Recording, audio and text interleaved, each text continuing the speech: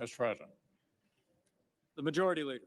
I ask unanimous consent the Majority Leader and the Democratic Leader be allowed to speak, and that the time not count against 2 hours of debate in relation to the objection raised on the state of Arizona. Is there objection? Without objection, so ordered. I want to say to the American people,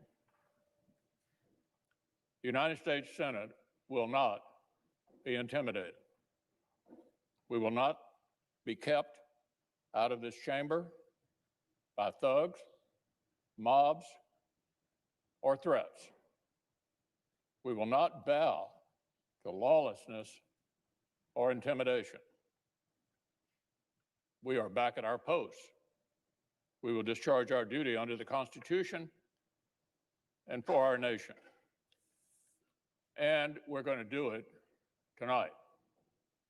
This afternoon, Congress began the process of honoring the will of the American people and counting the Electoral College votes. We've fulfilled this solemn duty every 4 years for more than 2 centuries. Whether our nation's been at war or at peace, under all manner of threats, even during an ongoing armed rebellion and the Civil War, the clockwork of our democracy has carried on. The United States and the United States Congress have faced down much greater threats than the unhinged crowd we saw today. We've never been deterred before and will be not deterred today. They tried to disrupt our democracy. They failed. They failed. They failed to attempt to obstruct the Congress. This failed insurrection only underscores how crucial the task before us is for our republic. Our nation was founded precisely so that the free choice of the American people is what shapes our self-government and determines the destiny of our nation. Not fear, not force, but the peaceful expression of the popular will. Now, we assembled this afternoon to count our citizens' votes and to formalize their choice of the next president.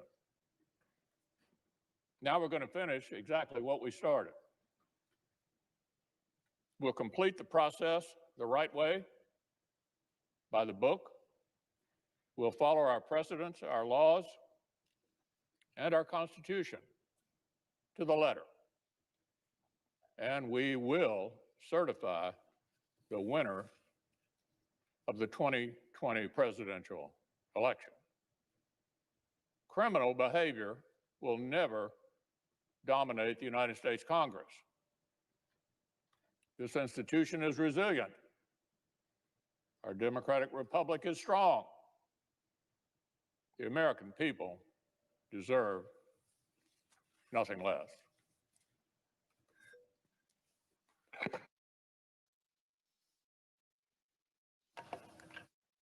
Democratic Leader. Mr. President.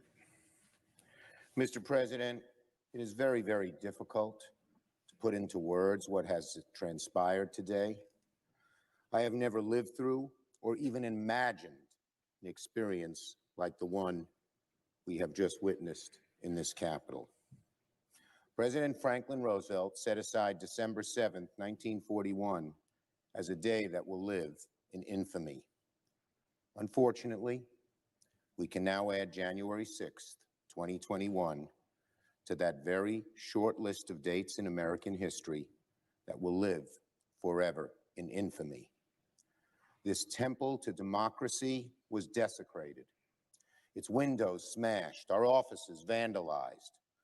The world saw Americans' elected officials hurriedly ushered out because they were in harm's way.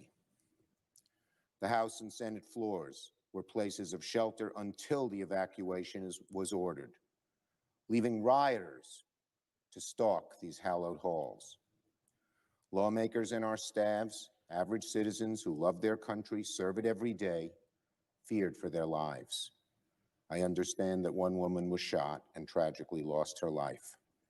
We mourn her and feel for her friends and family. These images were projected to the world.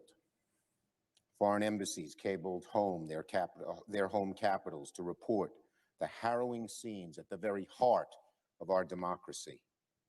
This will be a stain on our country, not so easily washed away. The final, terrible, indelible legacy of the 45th President of the United States, undoubtedly our worst. I want to be very clear. Those who perform these reprehensible acts cannot be called protesters. No, these were rioters and insurrectionists, goons and thugs, domestic terrorists. They do not represent America. They were a few thousand violent extremists who tried to take over the Capitol building and attack our democracy. They must and should be prosecuted to the full extent of the law, hopefully by this administration, if not, certainly by the next. They should be provided no leniency. I want to thank the many of the Capitol Hill Police and Secret Service and local police who kept us safe today and worked to clear the Capitol and return it to its rightful owners and its rightful purpose. I want to thank the leaders, Democrat and Republican, House and Senate.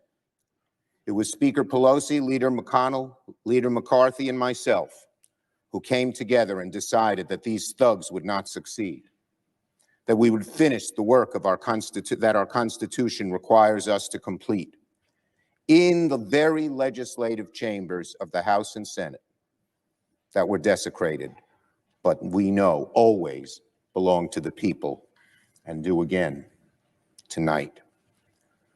But make no mistake, my friends, today's events did not happen spontaneously.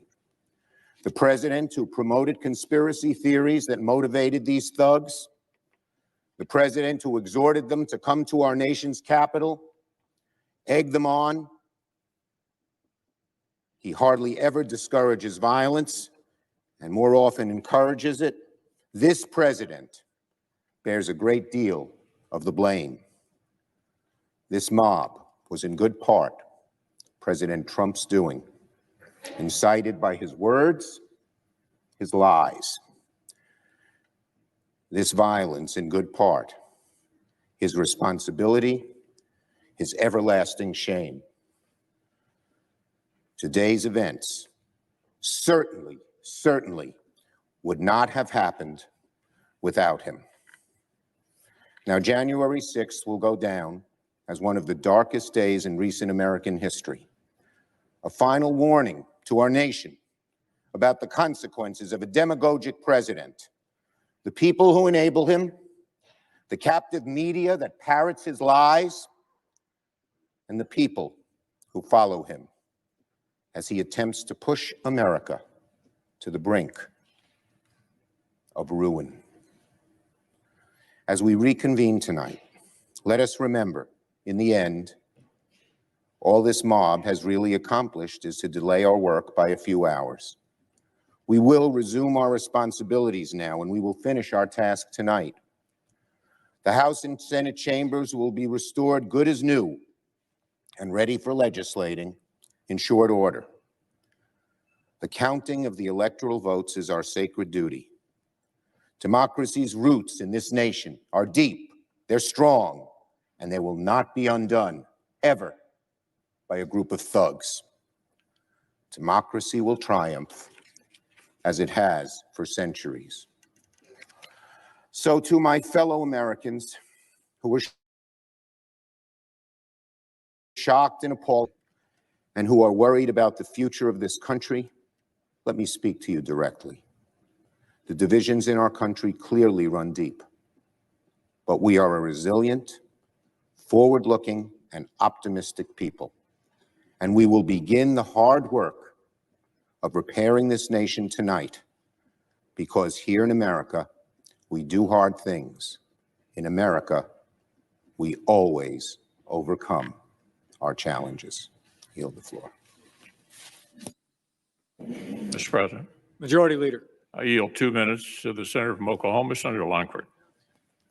Senator from Oklahoma.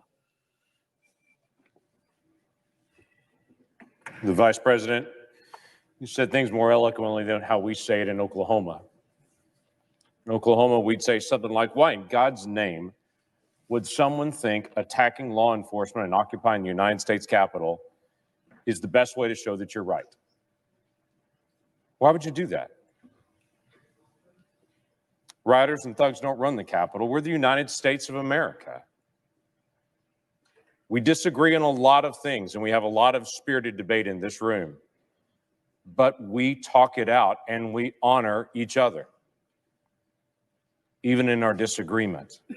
That person is not my enemy. That's my fellow American. And while we disagree on things and disagree strongly at times, we do not encourage what happened today, ever. I want to join my fellow senators in saying thank you to the Capitol Hill Police, the law enforcement, the National Guard, the Secret Service, who stood in harm's way. While we were here debating, they were pushing back. And I was literally interrupted mid-sentence speaking here because we were all unaware of what was happening right outside this room because of their faithfulness and because of what they have done. And I want to thank them. Ronald Reagan once said, peace is not the absence of conflict. It is the ability to handle conflict by peaceful means. The peaceful people in my state in Oklahoma want their questions answered, but they don't want this, what happened today. They want to do the right thing, and they also want to do it the right way. They want to honor the constitutional process, but they also want to have debate about election security because they want to make sure it's right, which is why it's an important issue that still needs to be resolved. Transparency in government just doesn't seem like a bad idea. Obviously, the commission that we have asked for is not going to happen at this point, and I understand that. And we're headed towards tonight, towards the certification of Joe Biden to be the president of the United States. And we will work together in this body to be able to set a peaceful example for the days ahead. I yield the floor. Democratic Leader. Senator from Nevada, Senator Cortez Masto. Senator from Nevada. Mr. Vice President, I know that this room is full of leaders of both parties who love this country, and many believe that for America to succeed, our politics must find common ground. And that has never been clearer than today, when armed rioters stormed the U.S. Capitol, emboldened by President Trump's false and inflammatory rhetoric about the 2020 elections.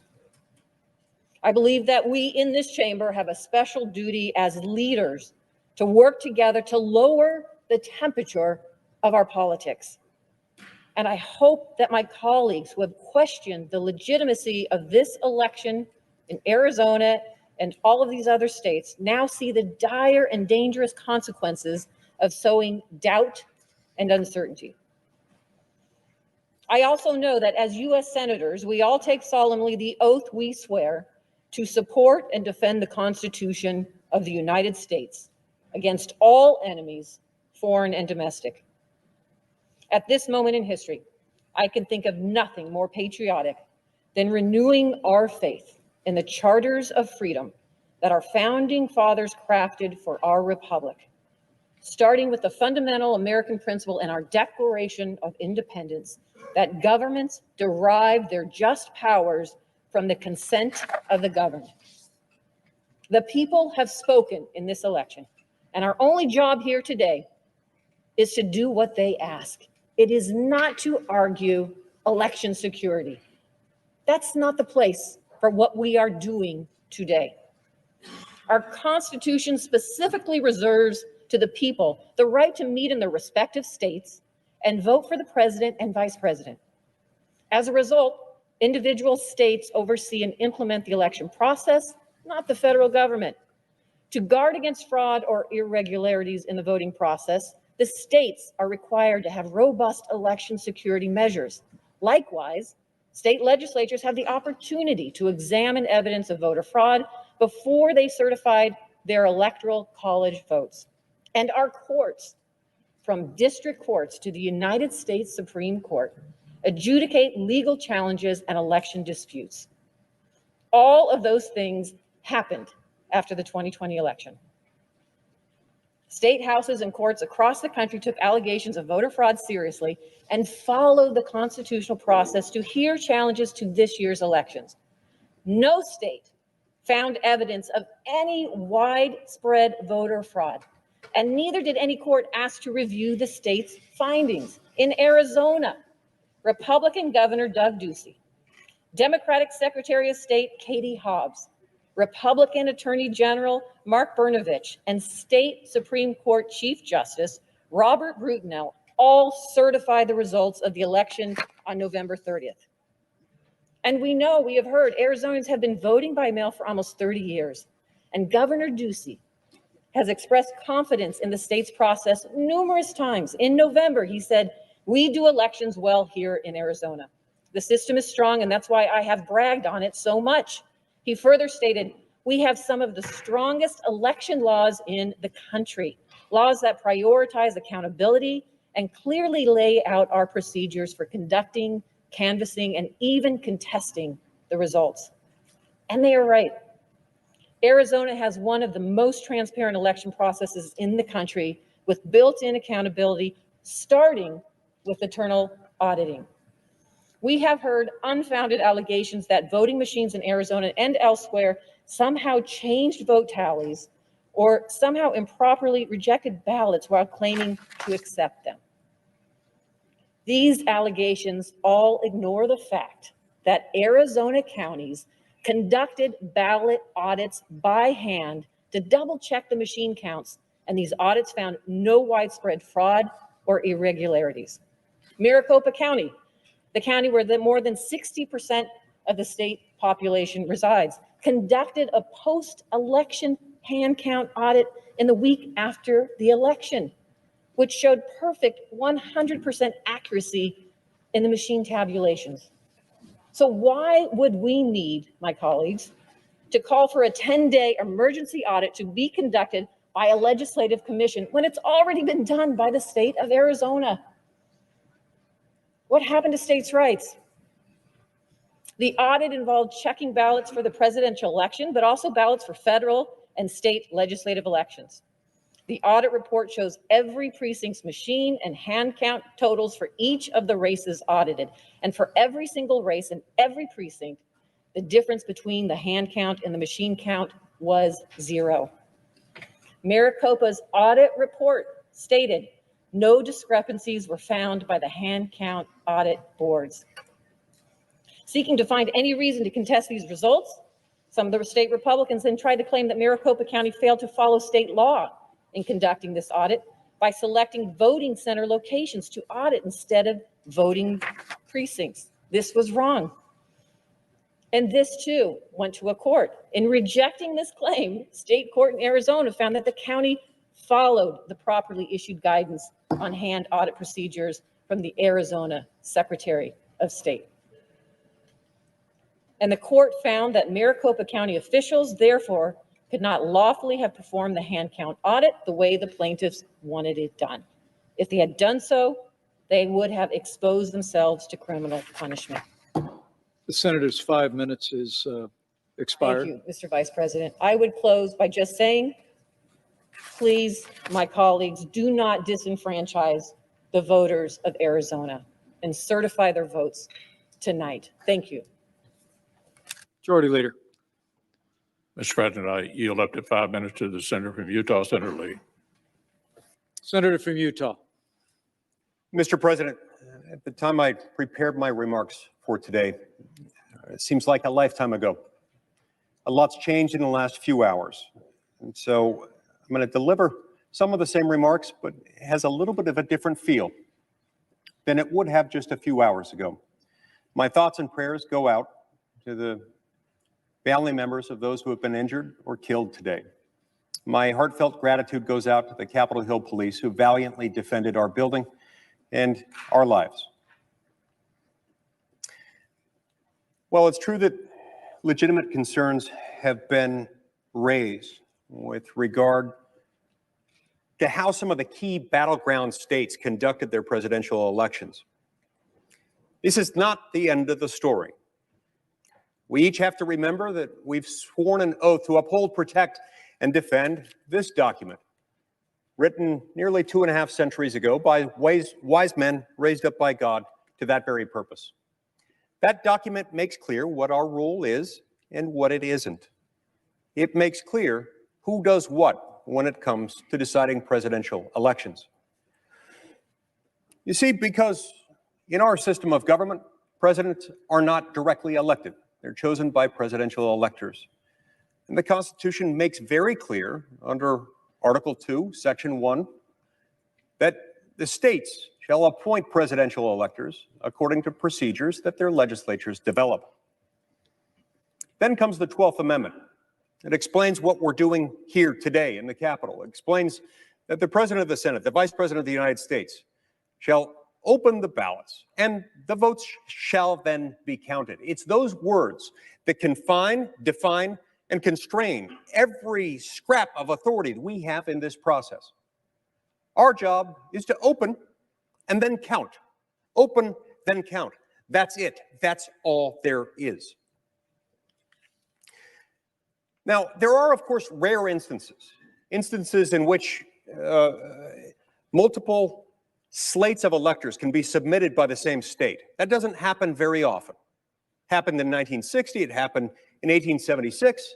Let's hope it doesn't ever happen again. In those rare moments, Congress has to make a choice. It has to decide which of the electoral votes will be counted and which will not. That did not happen here. Thank heavens, and let's hope that it never does. Now, many of my colleagues have raised objections or had previously stated their intent to raise objections with regard to these. I've spent an enormous time on this issue over the last few weeks. I've met with lawyers on both sides of the issue. I've met with lawyers representing the Trump campaign, reading everything I could find about the constitutional provisions in question. And I've spent a lot of time on the phone with legislators and other leaders from the contested states. I didn't initially declare my position because I didn't yet have one. I wanted to get the facts first, and I wanted to understand what was happening. I wanted to give the people serving in government in the contested states the opportunity to do whatever they felt they needed to do to make sure that their election was properly reflected. I spent an enormous amount of time reaching out to state government officials in those states, but in none of the contested states, no, not even one, did I discover any indication that there was any chance that any state legislature or secretary of state or governor or lieutenant governor had any intention to alter the slate of electors. That being the case, our job is a very simple one. This simply isn't how our federal system is supposed to work. That is to say, if you have concerns with the way that an election in the presidential race was handled in your state, the appropriate response is to approach your state legislatures, first and foremost. These protests, from hearing from those who have raised concerns, they should have been focused on their state capitals, not their nation's capital. Because our role is narrow, our role is defined, our role is limited. Yes, we are the election judges when it comes to members elected to our own body. And yes, the House of Representatives, they're the judges of their own races there. We also have the authority to prescribe, as a Congress, rules governing the time, place, and manner of elections for senators and representatives. There is no corresponding authority with respect to presidential elections. None whatsoever. It doesn't exist. Our job is to convene, to open the ballots, and to count them. That's it. Thank you, Mr. President. I yield the floor.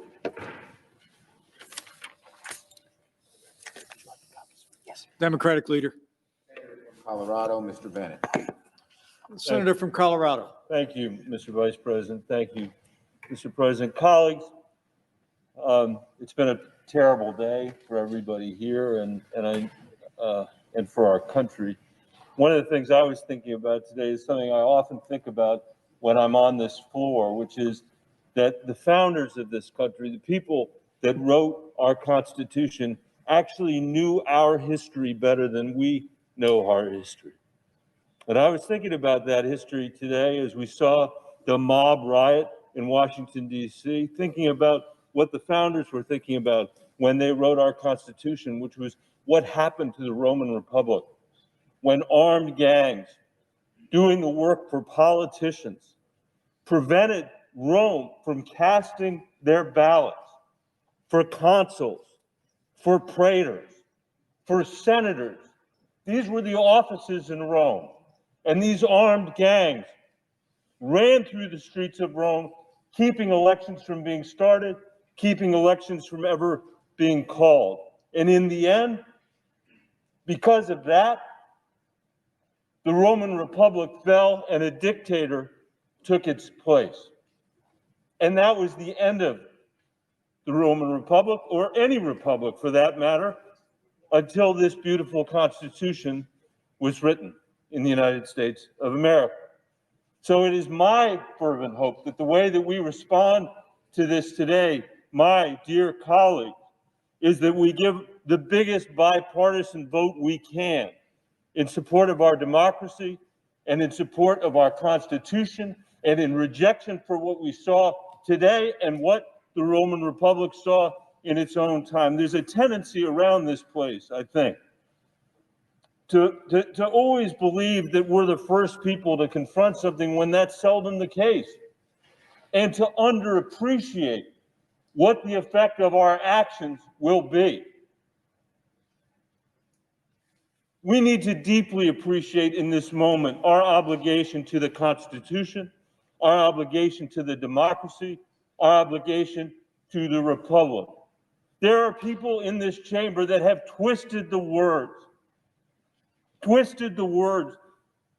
of a statute written in the 19th century that was meant to actually settle our electoral disputes, to leave them with the states.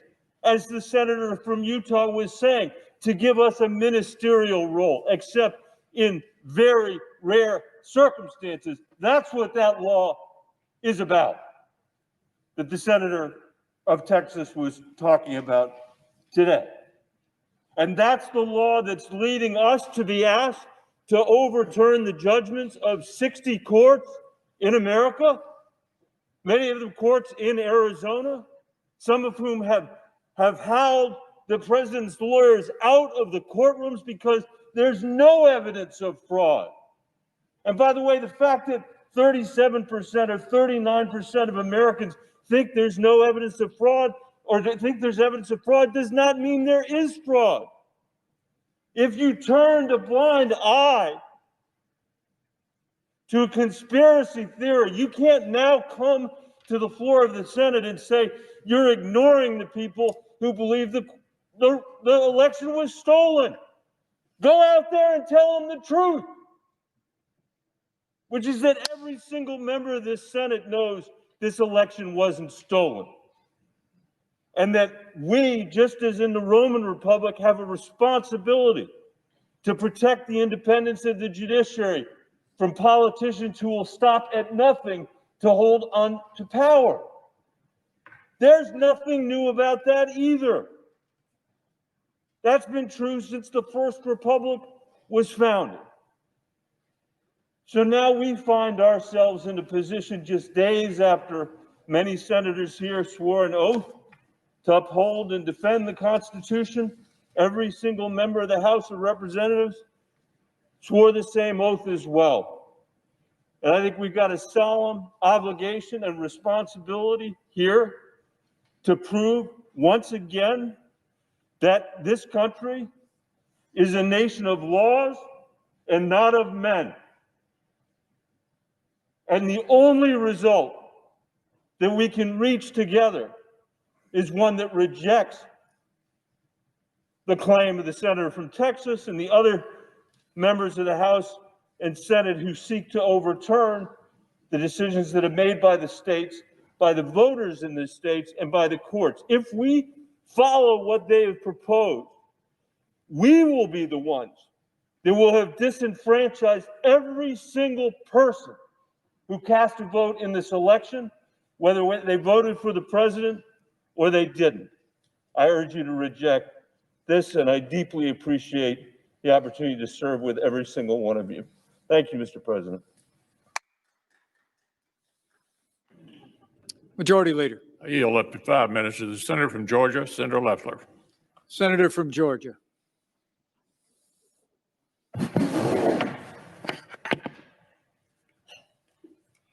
Mr. President, when I arrived in Washington this morning, I fully intended to object to the certification of the electoral votes.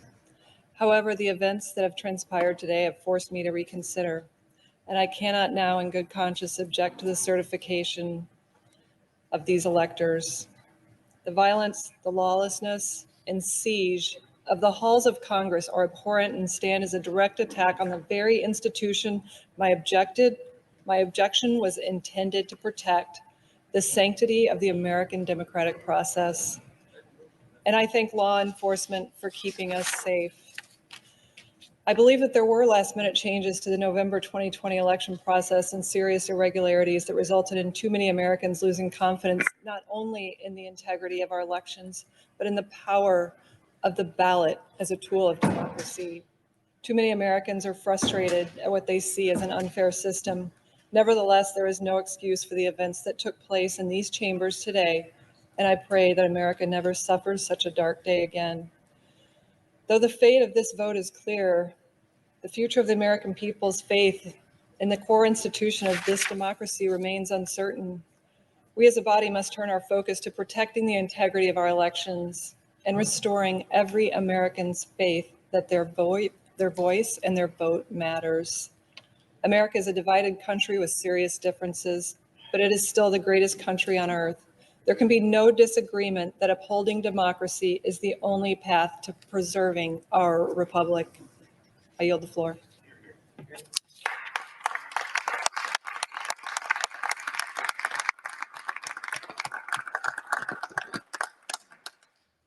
Democratic Leader. Minutes to Senator Booker and 2.5 minutes to Senator Kaine.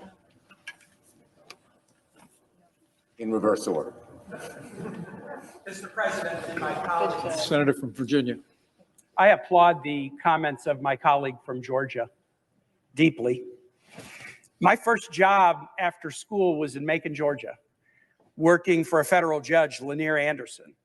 And I learned a lot about integrity and a lot about law from him. I also learned some sad lessons that in the history of Georgia, and indeed Virginia and many states, so many people, especially people of color, have been disenfranchised over the course of our history. Our late friend, John Lewis, congressman from Georgia, was savagely beaten on Bloody Sunday just for marching for voting rights. That act of violence inspired this body, the U.S. Senate, to come together in March of 1965 and work to pass, in a bipartisan fashion, the Voting Rights Act. We should be coming together today after acts of violence as a United States Senate to affirm the votes of all who cast ballots in November. Instead, we're contemplating an unprecedented objection that would be a massive disenfranchisement of American voters. The Georgia result was very clear, a 12,000 vote margin, 2 certifications by Republican officials, 4 separate recounts and canvasses, 7 lawsuits, as in the other states. If we object to results like this, the message is so clear. We are saying to states, no matter how secure and accurate your elections are, we'll gladly overthrow them if we don't like who you voted for. But more importantly, what we'll be saying, really what we'll be doing, is as the body that acted together to guarantee Americans the right to vote, we will become the agent of one of the most massive disenfranchisements in the history of this country. So I urge all of my colleagues, please oppose these objections.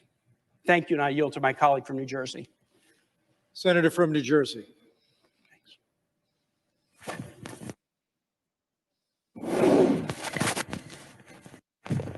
Mr. Vice President, I can only think of 2 times in American history that individuals laid siege to our Capitol, stormed our sacred civic spaces, and tried to upend and overrun this government. One was in the War of 1812, and the other one was today. What's interesting about the parallel between the two is they both were waving flags to a sole sovereign, to an individual, surrendering democratic principles to the cult of personality. One was a monarch in England, and the other were the flags I saw all over our Capitol, including in the hallways and in this room, to a single person named Donald Trump. The sad difference between these 2 times is one was yet another nation in the history of our country that tried to challenge the United States of America. But this time, we brought this hell upon ourselves. My colleague from Texas said that this was a moment where there were unprecedented allegations of voter fraud. Yes, that is true. They were unprecedented when the president, before the election even happened, said, if I lose this election, then the election was rigged. That's unprecedented. It's unprecedented before the night of the voting even the counting of the vote was even done that he called it rigged. And it's unprecedented that he is fanning the flames of conspiracy theory to create a smokescreen in this nation to cover what he is trying to do, which is undermine our democratic principles. But it's not just that. The shame of this day is it's being aided and abetted by good Americans who are falling prey, who are choosing Trump over truth, who are surrendering to the passion of lies as opposed to standing up and speaking truth to power, who are trying to fundraise off of the shame of conspiracy theories as opposed to doing the incalculably valuable patriotic thing to speak truth to our nation. Our democracy is wounded, and I saw it when I saw pictures of yet another insurgency, of a flag of another group of Americans who tried to challenge our nation. I saw the flag of the Confederacy there. What will we do? How will we confront this shame? How will we confront this dark second time in American history? I pray that we remember a Georgian.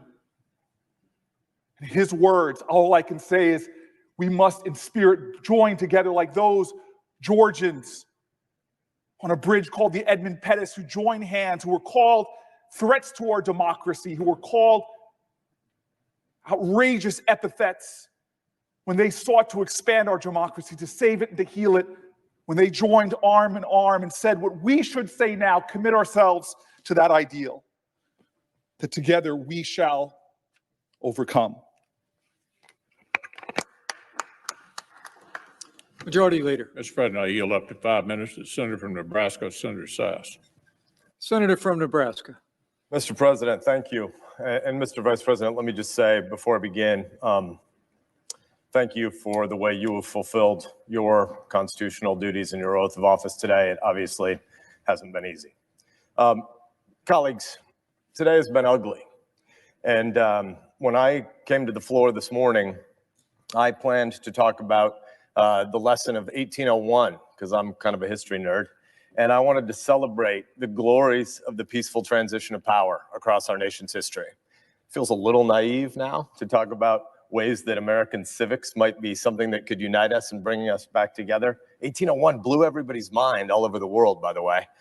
John Adams loses to Thomas Jefferson, and Adams willingly leaves the executive mansion and moves back to Massachusetts, and Jefferson peacefully assumes power. And people all over Europe said, that must be fake news. Those must be bad reports. There's no way any executive would ever willingly lay down power.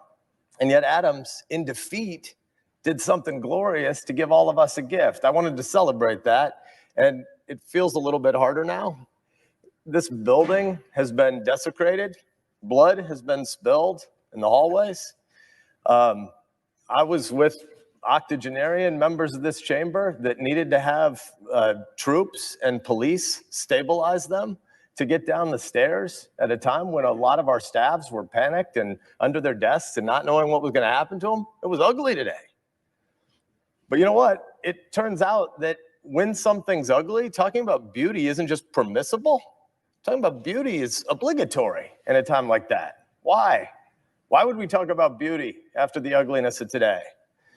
Because our kids need to know that this isn't what America is. What happened today isn't what America is. They've been given a glorious inheritance. This is the 59th presidential election.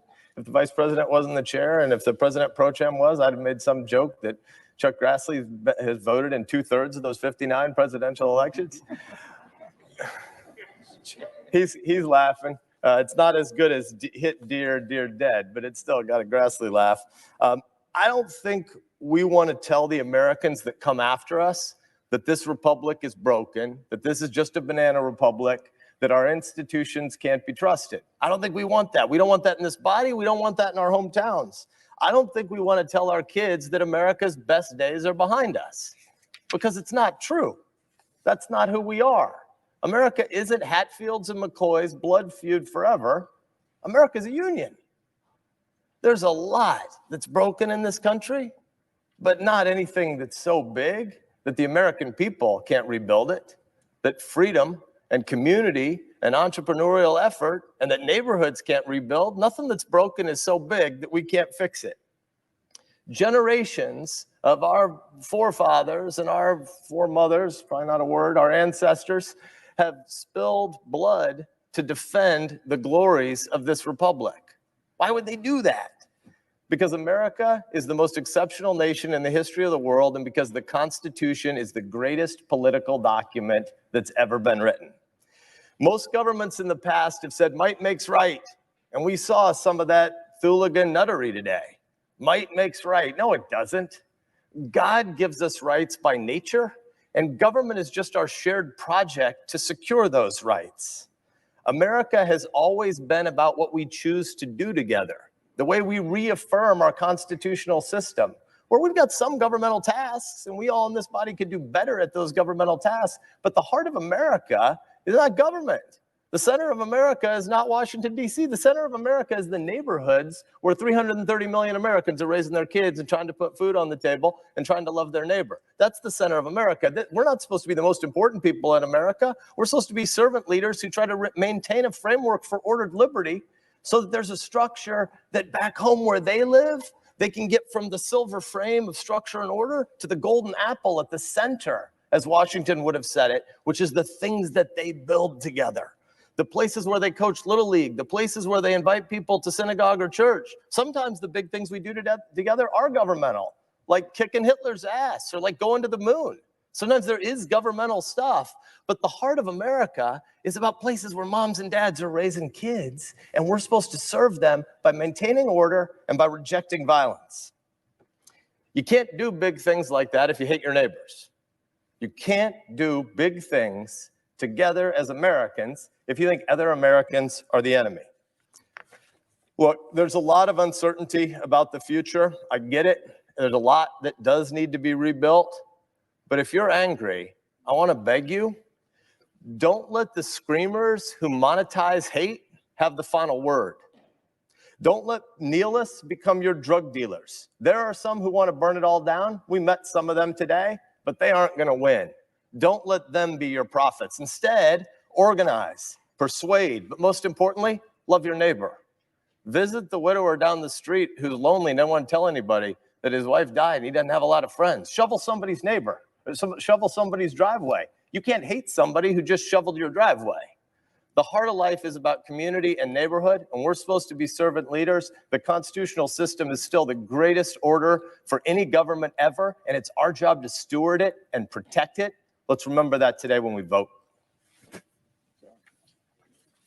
Democratic leader. Senator Durbin. Senator from Illinois. Thank you, Mr. Vice President. In March of 1861, a Springfield lawyer caught a train to Washington. His name was Abraham Lincoln. It wasn't his first trip here. He'd served as a congressman 15 years before, and he returned in the beginning of the Civil War to serve as president. It was a different place than he knew it as congressman, and 15 years had changed a lot. The Spriggs boarding house across the street, which is now the Library of Congress, was gone. And this building was changing. Big changes. They're building a dome on the Capitol. But they were also in the earliest days of a war, and President Lincoln was counseled, stop building the dome. Costs too much money, and we can't spend any more time on it. And he said, no, we're going to build that dome and we're going to finish it. That dome and this building will be a symbol of this country that will survive this Civil War and come back strong.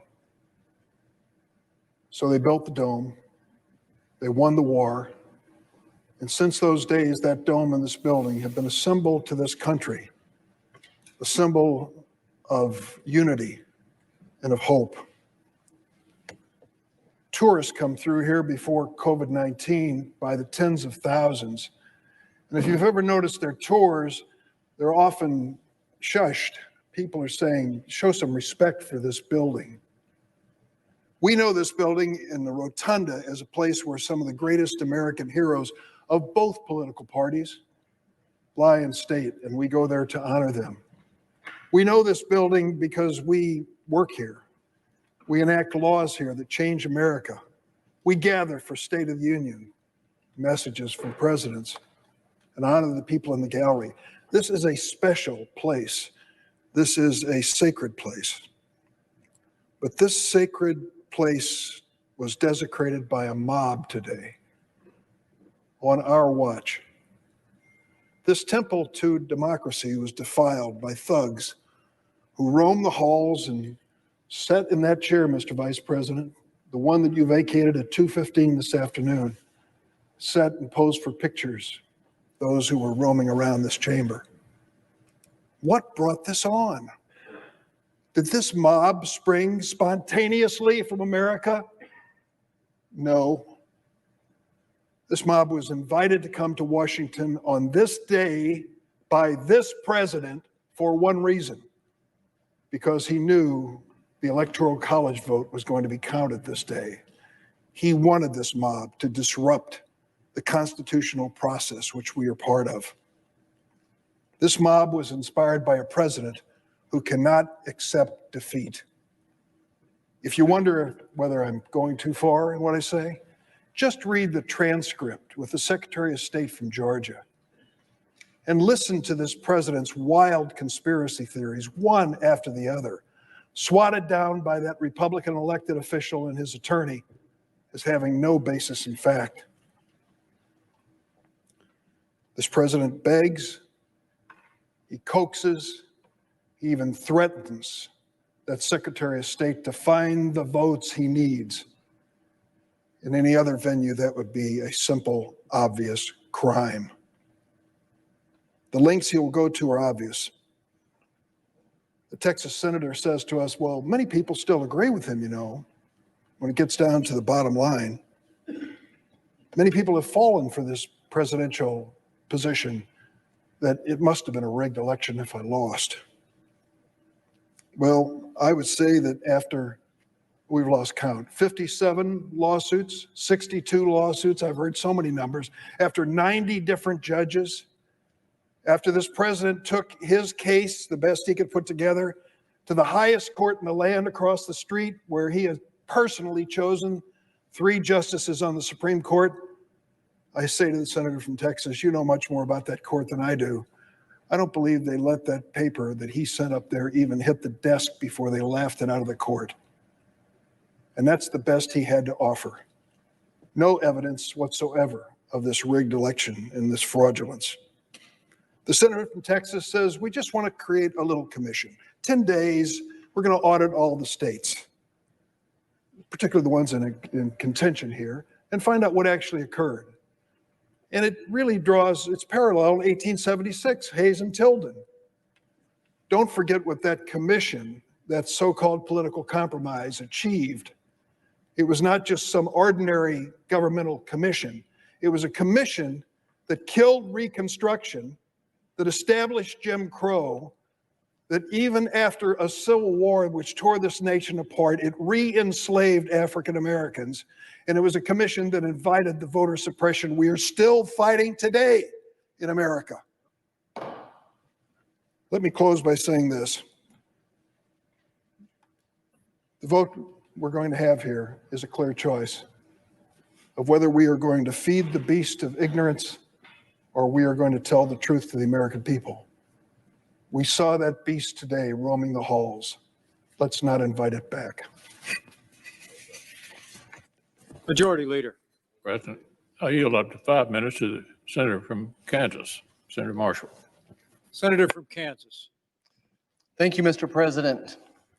Freedom of speech and the freedom to protest are provided in our Constitution. And while I share the same frustrations many Americans have over the presidential election, the violence and mob rule which occurred at the U.S. Capitol today and across the country over the past year are unacceptable, and I condemn them at the highest level. And like all of us in the chamber, I'm thankful for the heroic law enforcement officers who worked feverishly to restore order so we get back to the electoral certification process. During my 29-year career as an obstetrician and gynecologist, too often I had to sit down with patients and give them a very bad diagnosis.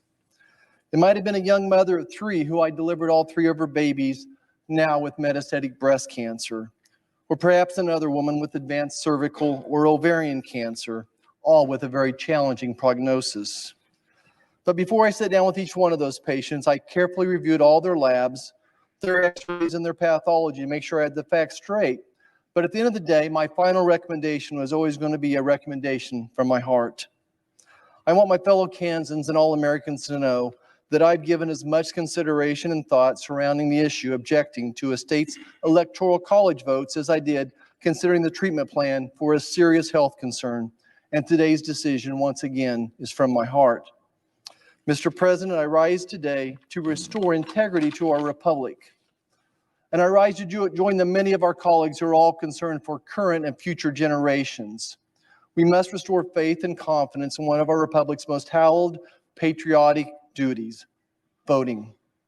There's no question our U.S. Constitution empowers state legislatures to execute free, legal, and fair elections.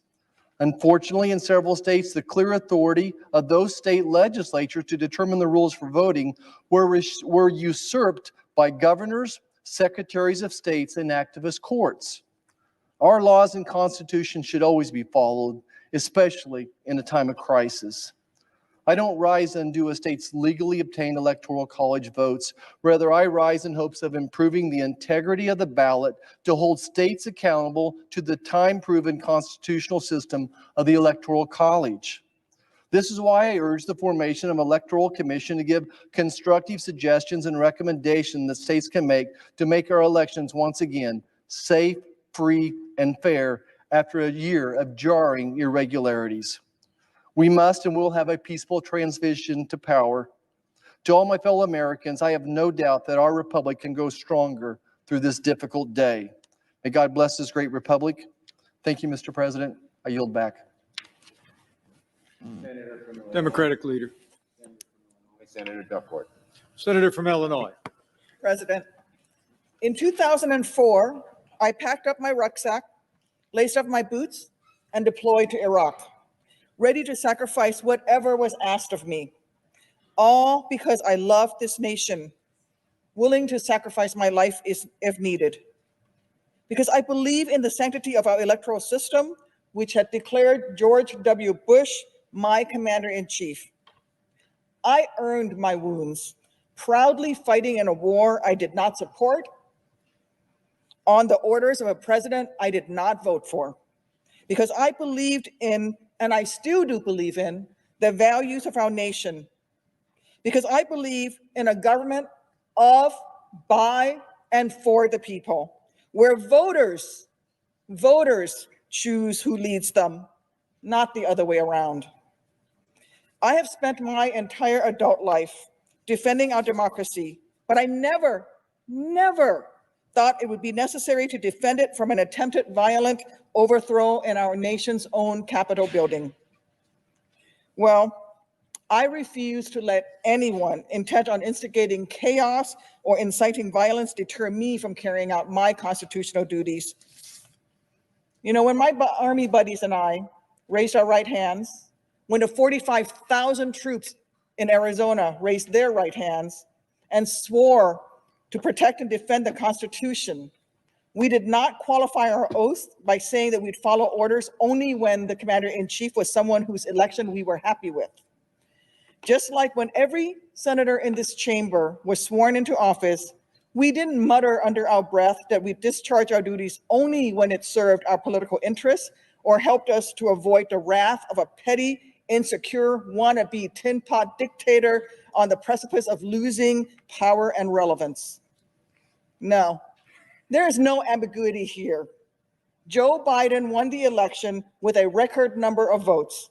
Republican officials nationwide confirmed those results, including in Arizona, as has judge after Trump-appointed judge.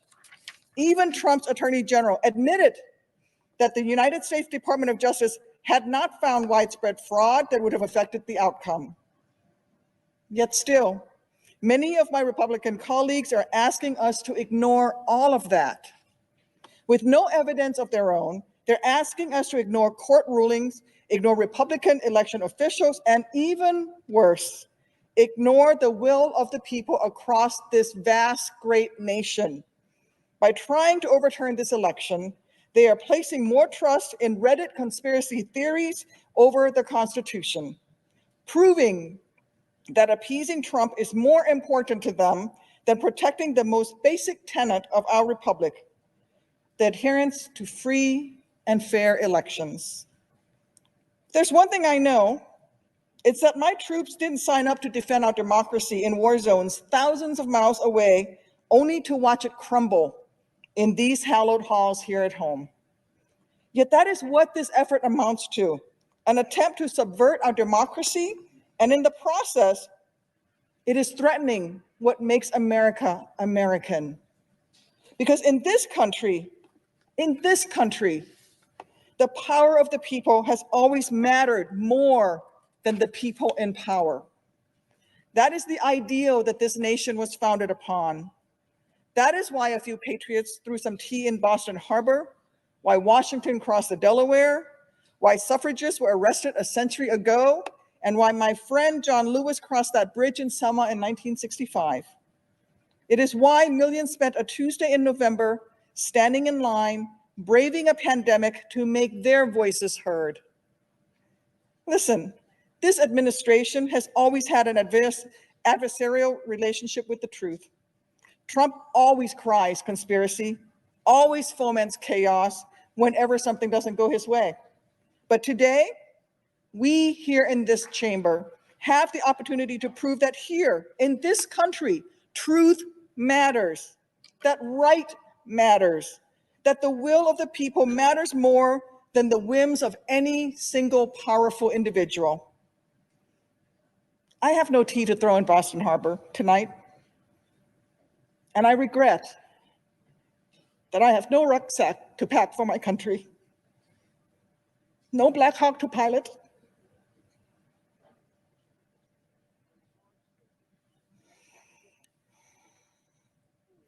nor am I asking for any grand gesture from my Republican colleagues.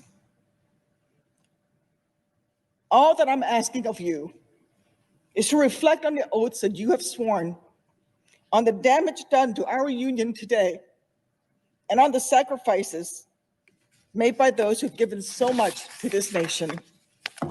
From the service members at Fort Huachuca and Marine Corps Air Station Yuma to the marchers who bent America's moral arc a bit more towards justice with every single step that they took, every bridge that they crossed, then ask yourself whether the democracy they were willing to bleed for, the country that each of us in this chamber has sworn to defend, is worth damaging in order to protect the porcelain ego of a man who treats the Constitution as if it were little more than a yellowing piece of paper. I think we all know the right answer. Majority Leader.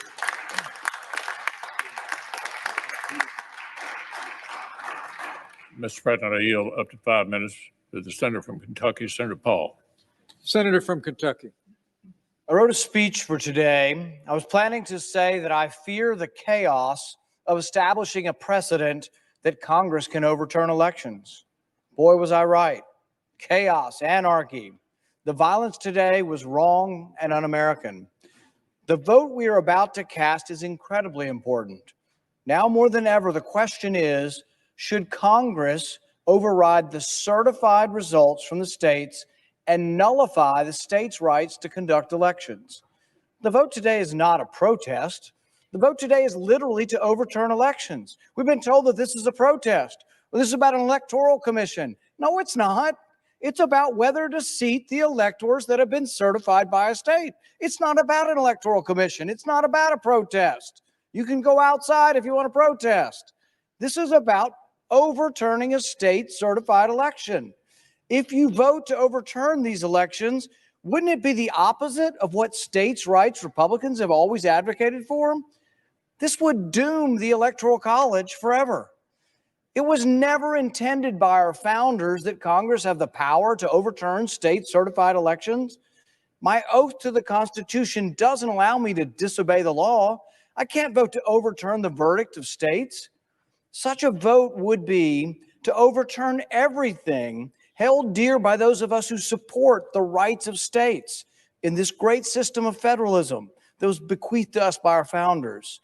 The Electoral College was created to devolve the power of selecting presidential electors to the states. The Electoral College is, without question, an inseparable friend to those who believe that every American across our vast country deserves to be heard. If Congress were to give the power to overturn the state's election, what terrible chaos would ensue every 4 years? Imagine the furor against the Electoral College if Congress becomes a forum to overturn states' Electoral College slates. It's one thing to be angry. It's another to focus one's anger in constructive ways. That hasn't happened today, to say the least. We simply cannot destroy the Constitution, our laws, and the Electoral College in the process. I hope as the nation's anger cools, we can channel that energy into essential electoral reforms at the state level. America's admired around the world for our free elections. We absolutely must fix this mess and restore confidence and integrity to our elections. We must. Democratic Leader. Senator from Virginia, Senator Warner. Senator from Virginia. Mr. President, I think like most of us, I'm still pretty reeling from what happened today. What I was going to talk about was some of the work that I'm most proud of since I've been here with my good friend Richard Burr and all the members of the Intelligence Committee about a multi-year report we did into foreign interference in our elections. Probably our top recommendation of that 5-volume bipartisan report was that any official or candidate should use restraint and caution when questioning results of our elections. Because when you do so, You often carry out the goals of our foreign adversaries. Use caution because whether knowingly or unknowingly, and whether that adversary is in Russia or China or Iran, their goals are pretty simple. They want to make it appear to Americans, to folks around the world, to their own people, that there's nothing special about American democracy. I was going to try in a feeble way to maybe reach some of the rhetorical heights of Ben Sass, and I knew I couldn't do that. So instead, I know I'm violating rules here. Today's the day for violating rules. So this is a photo that appears today on one of the most prominent German newspapers. You don't need to draw up it. You can draw up photos from any newspaper or any television feed anywhere across the world. And what is this photo of? It's of thugs in the halls of this Capitol, diminishing everything we say we believe in this democracy. And when you look at those images, realize those images are priceless for our adversaries. God willing, tonight, in an overwhelming way, we're going to take a small step in a bipartisan way to start restoring that trust of our people and hopefully the billions of people around the world who believe in that notion of American democracy. Remember, these images will still endure. I yield back. Majority Leader. Mr. President, I yield up to 5 minutes to the senator from Missouri, Senator Hawley. Senator from Missouri. Mr. President, thank you. I want to begin this evening by saying thank you to the men and women of the Capitol Hill Police, the armed, the National Guardsmen, the Metropolitan Police, and others who came to this Capitol, who put their lives on the line to protect everyone here working inside of it. And I want to thank law enforcement all across this country, in my home state of Missouri and everywhere else, who do that day in and day out. And I just want to acknowledge that when it comes to violence, this has been a terrible year in America this last year. We've seen a lot of violence against law enforcement, and today we saw it here in the capital of the United States. And in this country, in the United States of America, we cannot say emphatically enough, violence is not how you achieve change. Violence is not how you achieve something better. Our Constitution was built and put into place so that there would be, in the words of Abraham Lincoln, no appeal from ballots to bullets, which is what we saw, unfortunately, attempted tonight. There is no place for that in the United States of America. And that's why I submit to my colleagues that what we're doing here tonight is actually very important. Because for those who have concerns about the integrity of our elections, those who have concerns about what happened in November, this is the appropriate means. This is the lawful place where those objections and concerns should be heard. This is the forum that the law provides for, our laws provide for those concerns to be registered, not through violence, not by appealing from ballots to bullets, but here in this lawful process. And so to those who say that this is just a formality today, an antique ceremony that we've engaged in for a couple of hundred years, I can't say that I agree. I can't say that our precedents suggest that. I actually think it's very vital what we do. The opportunity to be heard, to register objections is very vital, because this is the place where those objections are to be heard and dealt with, debated, and finally resolved in this lawful means, peacefully, without violence, without attacks, without bullets. And so, Mr. President, let me just say now briefly, in lieu of speaking about it later, a word about Pennsylvania, which is a state that I have been focused on, objected to, as an example of why people are concerned, millions of Americans concerned about our election integrity. The state of Pennsylvania, quite apart from allegations of any fraud, you have a state constitution that has been interpreted for over a century to say that there is no mail-in balloting permitted except for in very narrow circumstances that's also provided for in the law. And yet, last year, Pennsylvania elected officials passed a whole new law and did it irregardless of what the Pennsylvania Constitution said. And then when Pennsylvania citizens tried to go and be heard on this subject before the Pennsylvania Supreme Court, they were dismissed on grounds of procedure, timeliness, in violation of that Supreme Court's own precedent. So the merits of the case have never been heard. The constitutionality of the statute actually has never been defended. I'm not aware of any court that has passed on its constitutionality. Actually, I'm not aware of anybody who's defended the constitutionality. And this was the statute that governed this last election, in which there are over 2.5 million mail-in ballots in Pennsylvania. This is my point, that this is the forum. The Pennsylvania Supreme Court hasn't heard the case. There's no other court to go to hear the case in the state. And so this is the appropriate place for these concerns to be raised, which is why I have raised them here today. And I hope that this body will not miss the opportunity to take affirmative action to address the concerns of so many millions of Americans, to say to millions of Americans tonight that violence is never warranted, that violence will not be tolerated, that those who engage in it will be prosecuted, but that this body will act to address the concerns of all Americans across the country. We do need an investigation into irregularities, fraud. We do need a way forward together. We need election security reforms. I bet my friends on the other side of the aisle don't disagree with that. We need to find a way to move forward on that together so that the American people from both parties, all walks of life, can have confidence in their elections and that we can arrange ourselves under the rule of law that we share together. Thank you, Mr. President. I yield the floor. Democratic leader. Senator from Pennsylvania, Mr. Casey. Senator from Pennsylvania.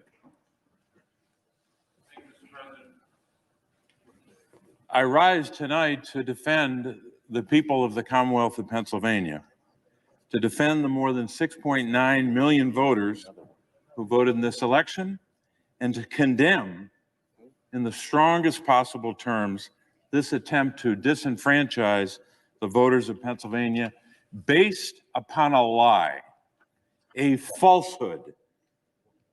That same lie sowed the seeds of today's violence and today's lawlessness here in the Capitol. One of my constituents, Susan from the Lehigh Valley, the community of our state where Senator Toomey lives, recently wrote to my office and perhaps said it best. She said, and I quote, "We cannot allow anybody to overturn the legal votes of the citizens of Pennsylvania. This would be the ultimate destruction of our democracy," unquote. Susan had it right. We cannot allow anybody, and she put that word in all caps, to overturn the legal votes of the people of our state. Let me address the allegation regarding the Pennsylvania Constitution and the General Assembly. Somehow that the General Assembly didn't have the authority to enact no-excuse mail-in voting, that process for the people of our state. First, the law in question, Act 77, was passed in 2019 and was implemented without any serious question as to its constitutionality. The law was passed by a Republican-controlled General Assembly, House and Senate. It was only after the 2020 election, when it became clear that President-elect Joe Biden won Pennsylvania by a little more than 80,000 votes, did some Republican politicians in our state decide to challenge the constitutionality of the law. Second, Act 77 is plainly constitutional. My colleagues allege that the state constitution requires in-person voting except under limited circumstances. This is not true. While Pennsylvania lays out specific situations in which absentee voting is required, there is no in-person requirement in our state's constitution. The Constitution set a floor, not a ceiling, for this type of voting. Second, apart from the argument made by my colleague, there's bipartisan agreement across our state, at the local, state, and federal level, that our election was fair, secure, and lawful. On Monday, my colleague from Pennsylvania, Senator Toomey, wrote in an op-ed, and I'm quoting, "The evidence is overwhelming that Joe Biden won this election," unquote. There's simply no evidence to justify the outrageous claims of widespread voter fraud or election irregularities suggested by those seeking to overturn the election. 60 cases, court after court, all throughout our state and throughout the country, including the Supreme Court, dealing with this bizarre argument that we know is based upon that lie. In one court, the United States Court of Appeals for the Third Circuit, Judge Bibas, appointed by President Trump, he said, quote, "The campaign's claims have no merit," unquote. The United States, he said, has free and fair elections, which are the lifeblood of our democracy. Charges require specific allegations and then proof. We have neither here, unquote. So said Judge Bibas. Finally, Mr. President, a word about those election officials who did such work. These election officials all across our state, Republicans and Democrats, from red counties and blue counties, they did their jobs. They are patriots. And these objections are an attack on these Pennsylvania public servants. Give you one example. Republican Commissioner Al Schmidt, I should say, of Philadelphia.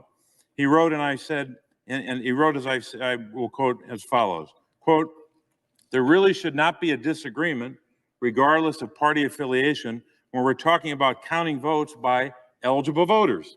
It's not a very controversial thing, or at least it shouldn't be," unquote. After Election Day, Commissioner Al Schmidt, his family, and his colleagues were subjected to death threats simply because he was trying to do his job with integrity. It calls to mind, Mr. President, that great line from America the Beautiful, "Oh, beautiful for patriot dream that sees beyond the years." These election officials, like so many of our patriots, we heard from Senator Duckworth tonight, a real patriot. These patriots did their job. Let's support these patriots. Vote against this objection. Majority Leader. I yield 5 minutes to the senator from Utah, Senator Romney. Senator from Utah.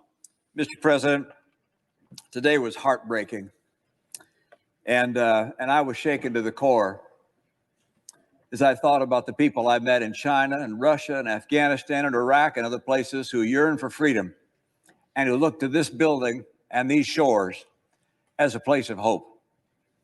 And I saw the images being broadcast around the world, and it breaks my heart. I have 25 grandchildren. Many of them were watching TV, thinking about this building, whether their grandpa was okay. I knew I was okay. I must tell you as well, I was proud to serve with these men and women. This is an extraordinary group of people. I'm proud to be a member of the United States Senate and meet with people of integrity as we do here today.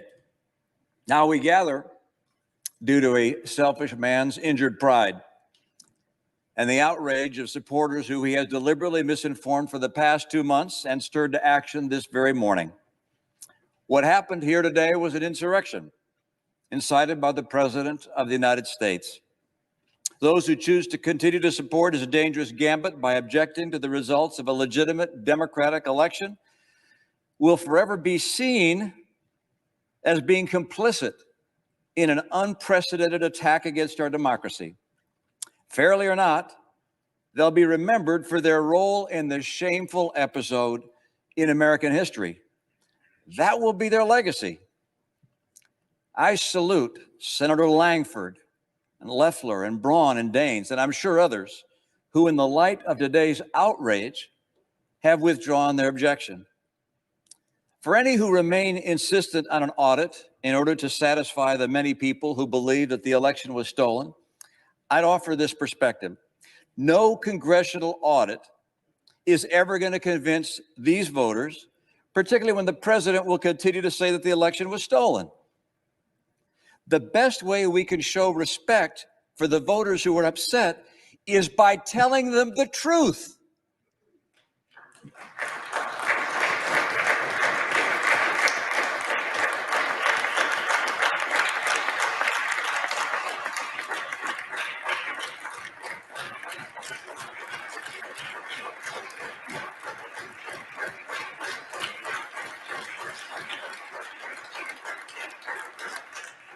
That's the burden. That's the duty of leadership. The truth is that President-elect Biden won the election. President Trump lost. I've had that experience myself. It's no fun. Scores of courts, the president's own attorney general, state election officials, both Republican and Democrat, have reached that unequivocal decision. And in light of today's sad circumstances, I asked my colleague, do we weigh our own political fortunes more heavily than we weigh the strength of our republic, the strength of our democracy, and the cause of freedom? What's the weight of personal acclaim compared to the weight of conscience? Leader McConnell said that the vote today is the most important in his 36 years of public service. Think of that. Authorizing 2 wars, voting on 2 impeachments. He said that not because the vote reveals something about the election, it's because this vote reveals something about us. I urge my colleagues to move forward with completing the electoral count, to refrain from further objections, and to unanimously affirm the legitimacy of the presidential election. Thank you, Mr. President.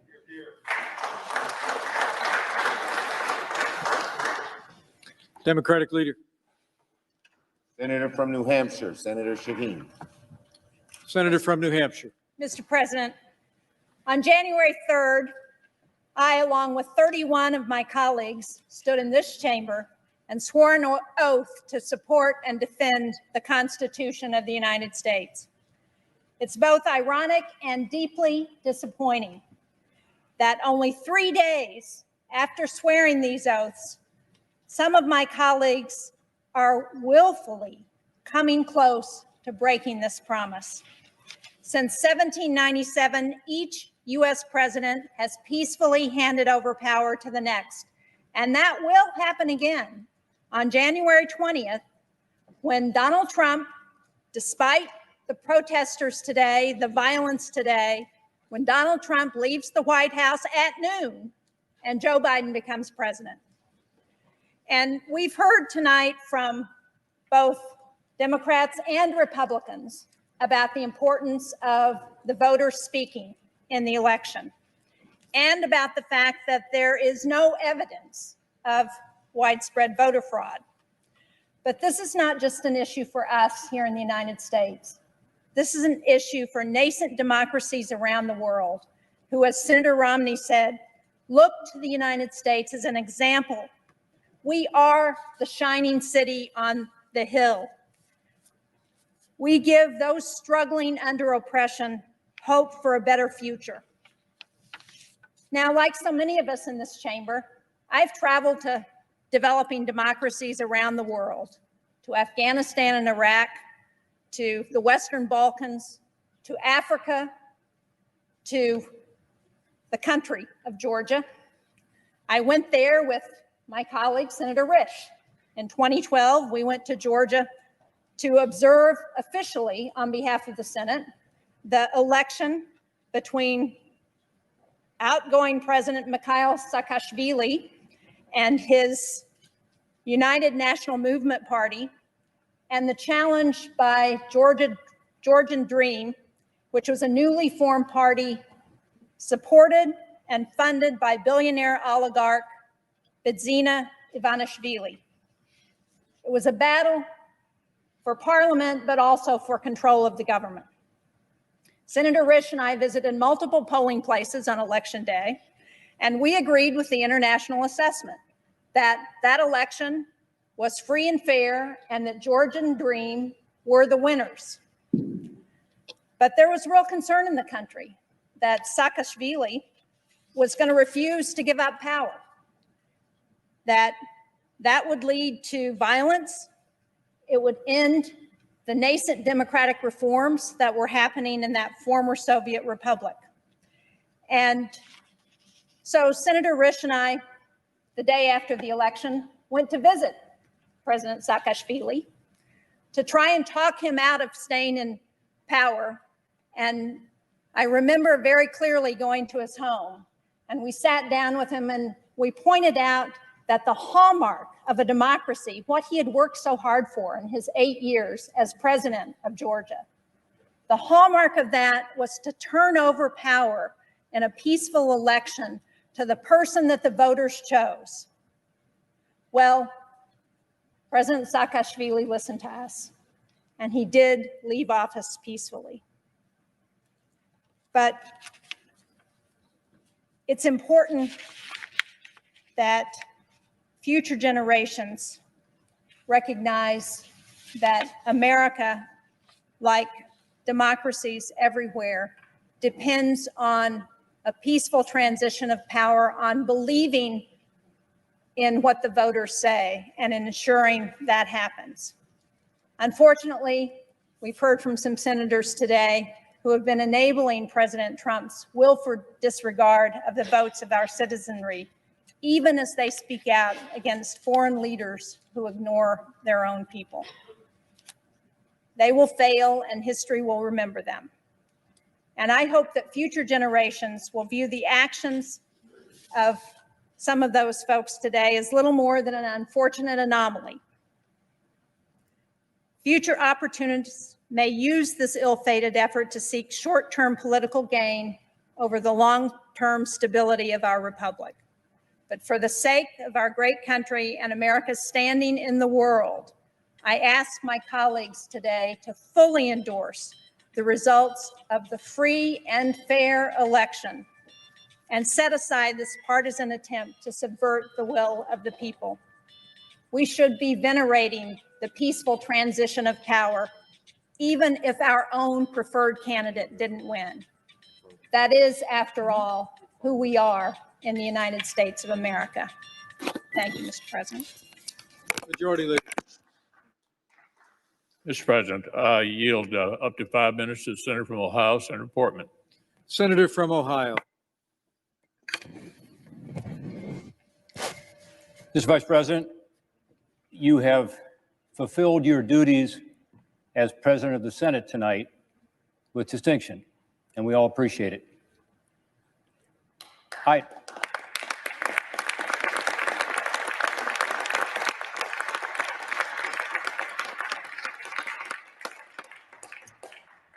thought about changing my mind and not speaking tonight, given the lateness of the hour, and I know all of my colleagues would have appreciated that greatly. But I felt it was necessary to speak because I want the American people, particularly my constituents in Ohio, to see that we will not be intimidated, that we will not be disrupted from our work, that here in the citadel of democracy, we will continue to do the work of the people. Mob rule is not going to prevail here. Now, let's face it, we did not reclaim this chamber tonight. Brave and selfless law enforcement officers stood in the breach and ensured that the citadel of democracy would be protected and that we would be defended. And we are deeply grateful for that, as is the nation. I've listened carefully to the comments of my colleagues, and I've listened over the past couple of weeks as this issue has been discussed. And I tell you, for me, it's not a hard decision. I stand with the Constitution. I stand with what the Constitution makes clear. The people and the states hold the power here, not us. My oath to the Constitution and my reverence for our democratic principles make it easy for me to confirm these state certifications. By the way, I posed this process some 15 years ago when some Democrats chose to object to the electors from my home state of Ohio after the 2004 elections. I opposed it then, and I oppose it now. I said at the time, Congress must not thwart the will of the people. That's what we would be doing. Let's assume for a moment that those who object to the certifications are right, that the Constitution intended that a bare majority of members of Congress could circumvent the states that have chosen to certify the popular votes of their own state citizens. I ask the objectors to think about the precedent that would be set if we were to do that. What if the majority in the House and the Senate was of the other party when a presidential candidate of our party came through a close presidential election? Would you want a Congress controlled by the Democrats to play the role you now intend for us? It is asking Congress to substitute its judgment for the judgment of the voters, and its judgment for the judgment of the states that certified the results. And even forgetting the dangerous precedent that would be set, what would be the basis for objecting in this election? Look, I voted for President Trump. I supported him because I believe the Trump administration's policies are better for Ohio and for the country. And I supported the Trump campaign's right to pursue recounts. They had every right to do it. And legal challenges. I agree that there were instances of fraud and irregularities in the 2020 elections. I think we all do. And by the way, there is fraud and irregularities in every presidential election. But it is also true that after 2 months of recounts and legal challenges, not a single state recount changed the result. And of the dozens of lawsuits filed, not one found evidence of fraud or irregularities widespread enough to change the result of the election. This was the finding of numerous Republican-appointed judges and the Trump administration's own Department of Justice. Every state has now weighed in and chosen to certify its electoral slate based on the popular vote as set out in the Constitution. I understand that many Americans who would never storm this Capitol don't trust the integrity of the 2020 election. Don't think the state should have certified. Don't think we should have accepted the results from the states and are insisting on more transparency and accountability. In the 2016 elections, lest we forget, many Democrats objected to the results and distrusted the election. I challenge my colleagues on both sides of the aisle to listen, but also to do our part to try to restore faith in our elections.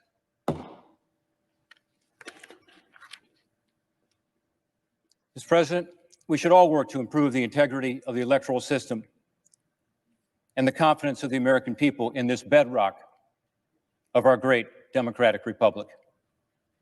Today, I'll do my constitutional duty and oppose these efforts to reject the state-certified results. And tomorrow, in the wake of this attack on the Capitol, the pandemic that engulfs us, and other national challenges, let's work together for the people. Yield back. Democratic leader. Mr. President, I believe we have 8 minutes left, so I'd like to divide 4 to Senator King and 4 to Senator Van Hollen. That's correct, leader. Mr. President. Senator from Maine. Mr. President, Winston Churchill once said that he could do a 2-hour speech extemporaneously, but a 10-minute speech took immense preparation. I don't know what he would have said about a 4-minute speech. We are a 240-year anomaly in world history. We think that what we have here in this country is the way it's always been. It is a very unusual form of government.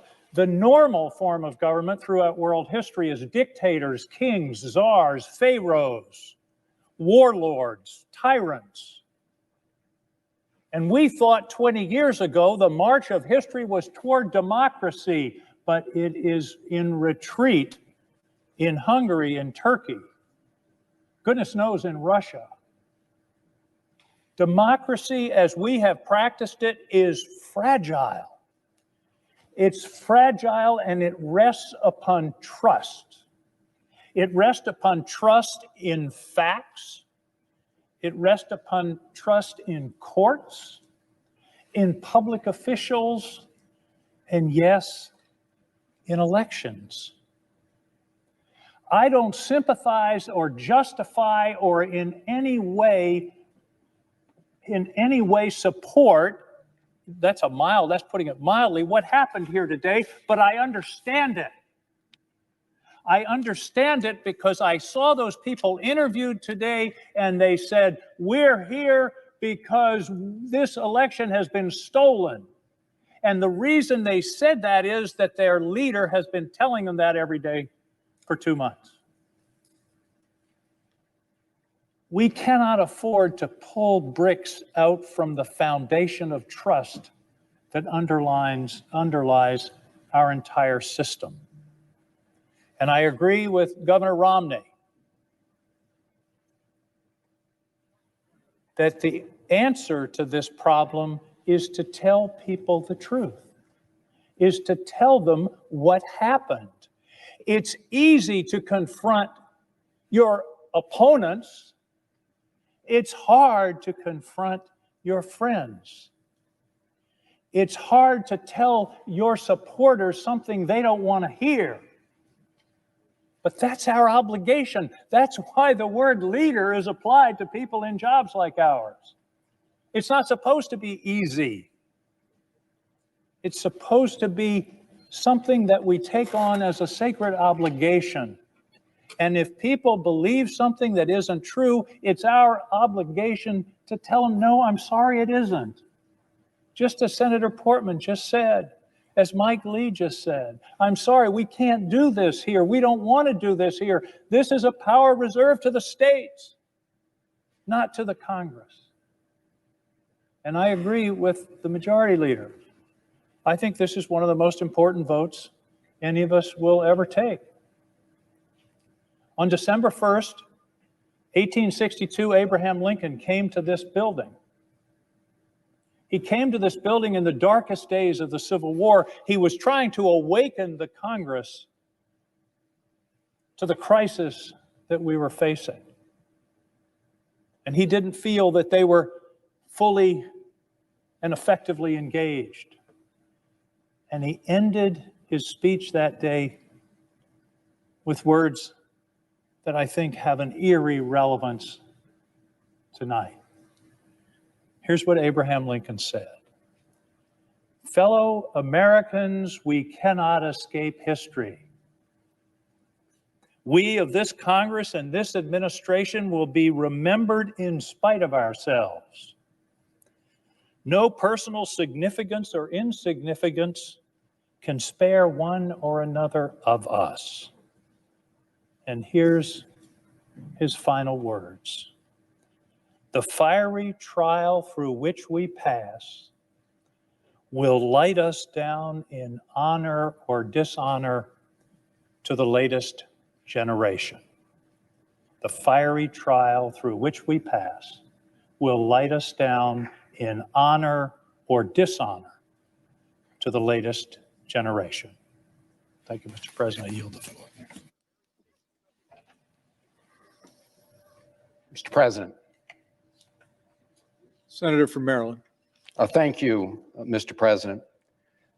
The mob violence and attack we saw on our Capitol today should be a wake-up call to each and every one of us of what happens when we fail to come together, not as Democrats and Republicans, but each of us as Americans, to stand up to a president who time and again has shown contempt for our democracy, contempt for our Constitution. Today here on the Capitol, we witnessed people taking down an American flag and putting up a Trump flag.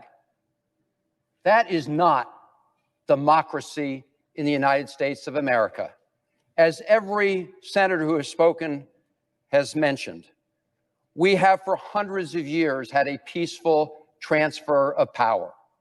Nobody likes to lose, and supporters of the losing candidate are always disappointed. What's different this time? We all know what's different this time. We had a president who, as the senator from New Jersey said, even before a vote was cast, that if he didn't win the election, it was going to be a fraud. And every day since then has perpetrated that lie. We have a president who just today criticized very loyal vice president who is presiding right now, urging him to disregard his responsibilities under the Constitution of the United States in order to reinstall Donald Trump as president. The same person who got on the phone to the Secretary of State in Georgia and threatened him to change the results of the election. Mr. President, I read something this week I'd never thought I'd read in a newspaper in the United States of America. It was an op-ed by all the living former secretaries of defense, including Secretaries Rumsfeld, Cheney, and Mattis, warning the country about our tradition of peaceful transfer of power and that it would be inappropriate for the military to take sides. In the United States of America, we talk to the world about how we want to promote democracy and our values, and right here at home, too many are undermining those values. And Mr. President, Donald Trump could not do this alone.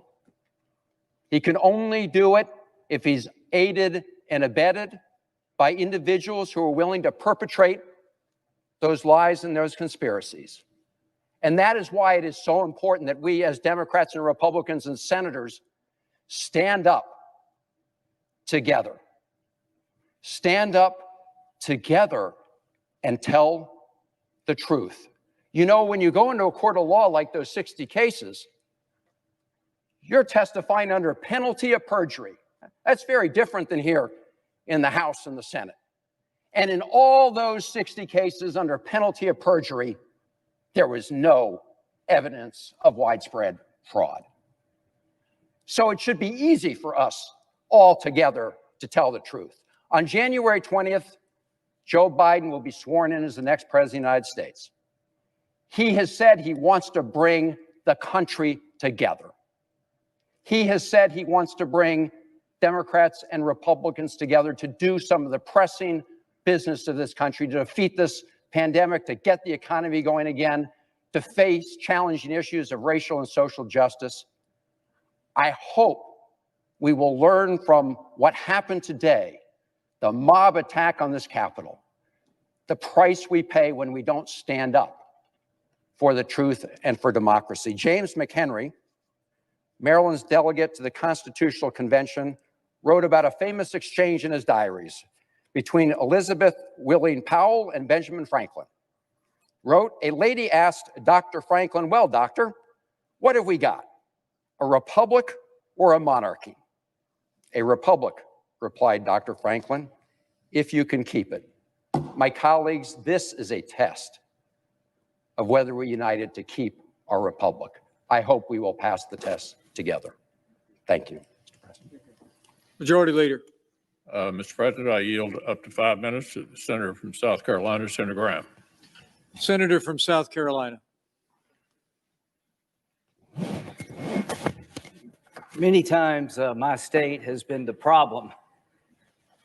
I love it. It's where I want to die, but no time soon. Tim and I have a good relationship. I love Tim Scott. 1876, South Carolina, Louisiana, and Florida sent 2 slate of electors. They had 2 governments, by the way, and we didn't know what to do. Why did South Carolina, Florida, and Louisiana do it? To hold the country hostage to end Reconstruction. It worked. The commission was 8-7. It didn't work. Nobody accepted it. The way it ended is when Hayes did a deal with these 3 states. You give me the electors, I'll kick the Union Army out. The rest is history. It led to Jim Crow. If you're looking for historical guidance, this is not the one to pick. If you're looking for a way to convince people there was no fraud, having a commission chosen by Nancy Pelosi, Mitch McConnell, and John Roberts is not going to get you to where you want to go. It ain't going to work. So it's not going to do any good. it's going to delay, and it gives credibility to a dark chapter of our history. That's why I'm not with you. But I will fight to my death for you. You're able to object. You're not doing anything wrong. Other people have objected. I just think it's a uniquely bad idea to delay this election. Trump and I, we've had a hell of a journey. I hate it being this way. Oh my God, I hate it. From my point of view, he's been a consequential president. But today, first thing you'll see. All I can say is count me out. Enough is enough. I've tried to be helpful. But when the Wisconsin Supreme Court ruled 4-3 that they didn't violate the Constitution of Wisconsin, I agree with the 3, but I accept the 4. If Al Gore can accept 5-4, he's not president. I can accept Wisconsin 4-3. Pennsylvania, it went to the Second Circuit. So much for all the judges being in Trump's pocket. They said, no, you're wrong. I accept the Pennsylvania Second Circuit that Trump's lawsuit wasn't right. Georgia, they said the Secretary of State took the law in his own hands. He changed the election laws unlawfully. A federal judge said, no, I accept the federal judge, even though I don't agree with it. Fraud. They said there's 66,000 people in Georgia under 18 voted. How many people believe that? I asked, give me 10. I hadn't had one. They said 8,000 felons in prison in Arizona voted. Give me 10. I hadn't gotten one. Does that say there's problems in every election? I don't buy this. Enough's enough. We got to end it. Vice President Pence, what they're asking you to do, you won't do because you can't. You talk about interesting times. I associate myself with Rand Paul. How many times will you hear that? The mob has done something nobody else could do to get me and Rand to agree. Rand is right. If you're a conservative, this is the most offensive concept in the world, that a single person could disenfranchise 155 million people. The President of the Senate shall, in the presence of the Senate and the House of Representatives, open all certificates, and the votes shall then be counted. The person having the greatest number of votes for president shall be president. Where in there does it say Mike can say, I don't like the results, I want to send them back to the states? I believe there was fraud. To the conservatives who believe in the Constitution, now's your chance to stand up and be counted. Originalism, count me in. It means what it says. So, Mike, Mr. Vice President, just hang in there. They said we can count on Mike. All of us can count on the Vice President.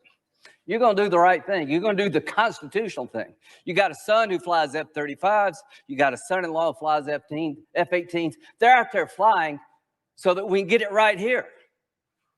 There are people dying, to my good friend from Illinois, to make sure we have a chance to argue among ourselves. And when it's over, it is over. It is over. The final thing, Joe Biden. I've traveled the world with Joe. I hoped he lost. I prayed he would lose. He won. He's a legitimate president of the United States. I cannot convince people, certain groups, by my words, but I will tell you by my actions that maybe I, above all others in this body, need to say this. Joe Biden and Kamala Harris are lawfully elected and will become the president and the vice president of the United States on January the 20th.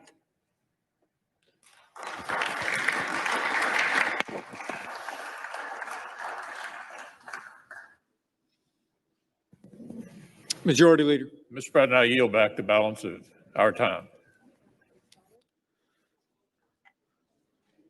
All time has expired. The question is, shall the objection submitted by the gentleman from Arizona, Mr. Gosar, and the senator from Texas, Mr. Cruz, and others be sustained?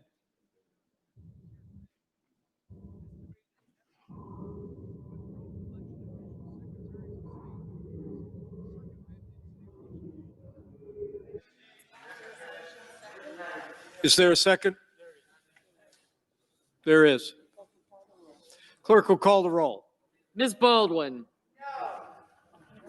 Mr. Barrasso. Mr. Bennett, Mrs. Blackburn, Mr. Blumenthal, Mr. Blunt, Mr. Booker, Mr. Bozeman, Mr. Braun, Mr. Brown, Mr. Burr, Ms. Cantwell, Mrs. Capito, Mr. Cardin, Mr. Carper, Mr. Casey, Mr. Cassidy, Ms. Collins, Mr. Coons, Mr. Cornyn, Ms. Cortez Masto, Mr. Cotton, Mr. Kramer, Mr. Crapo, Mr. Cruz, Mr. Daines, Ms. Duckworth, Mr. Durbin, Ms. Ernst, Mrs. Feinstein, Mrs. Fisher, Mrs. Gillibrand, Mr. Graham, Mr. Grassley, Mr. Haggerty, Ms. Harris, Ms. Hassan, Mr. Holy, Mr. Heinrich, Mr. Hickenlooper, Ms. Hirono, no. Mr. Hoven, Mrs. Hyde-Smith, Mr. Inhofe, Mr. Johnson, Mr. Kane,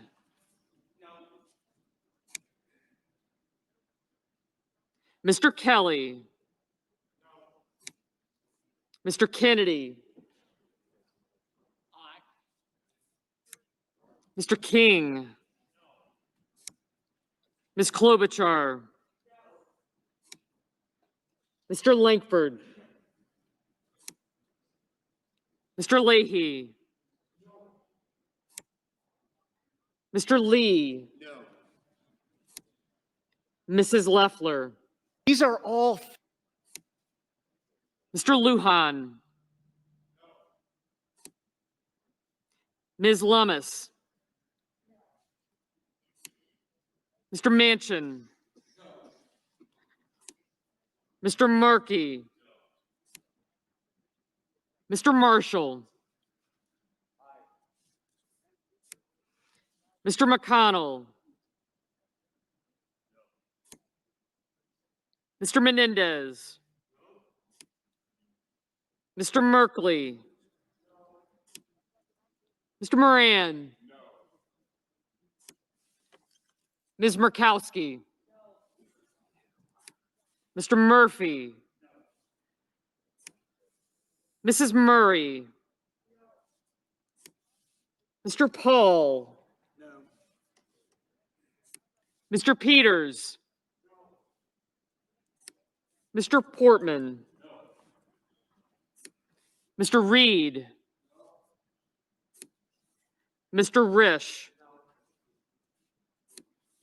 Mr. Romney, Ms. Rosen, Mr. Rounds, Mr. Rubio, Mr. Sanders,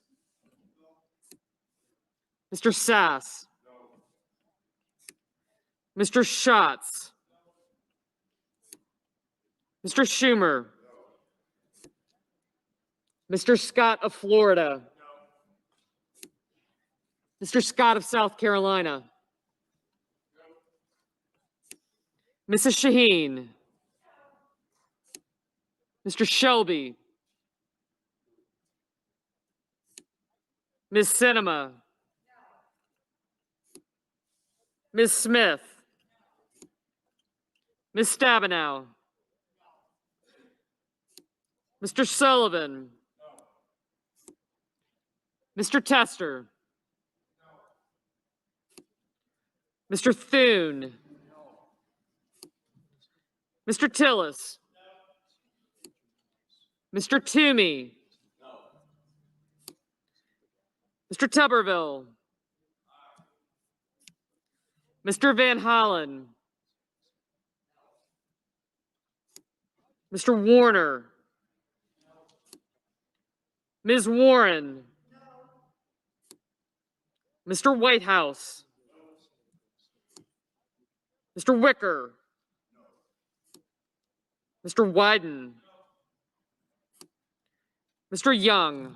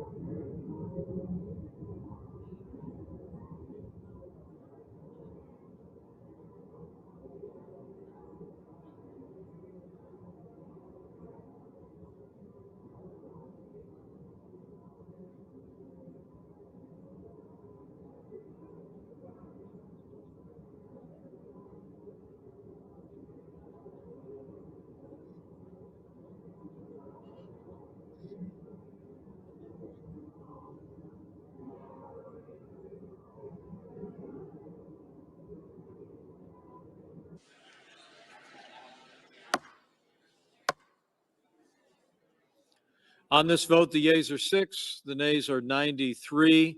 The objection is not sustained. The Secretary will notify the House of the action of the Senate, informing that body that the Senate is now ready to proceed to joint session with further counting of the electoral vote for President and Vice President. Majority Leader. Mr. President. So, colleagues, here's where we are. We have a few more speakers now as we wait for the House to finish their debate and vote. We expect the House to finish voting on Arizona between 11:30 and midnight.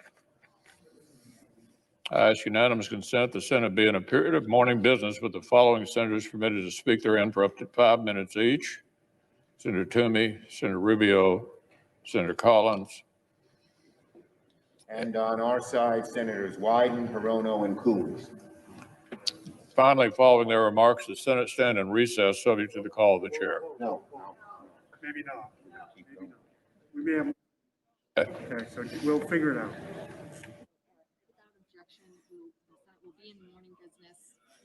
The Senate be in a period of morning business with the following senators permitted to speak therein for up to 5 minutes each: Toomey, Rubio, Collins.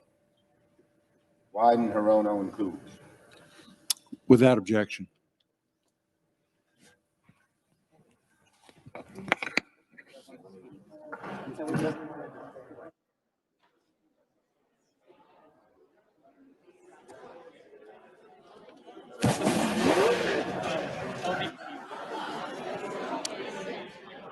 Not many will.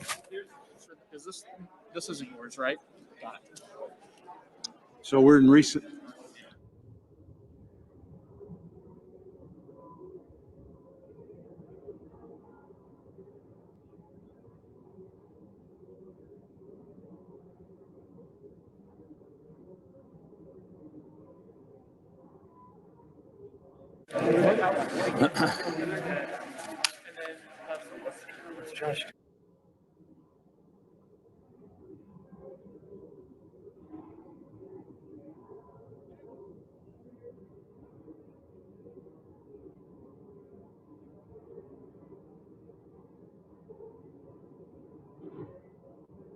Registered this election than any other party.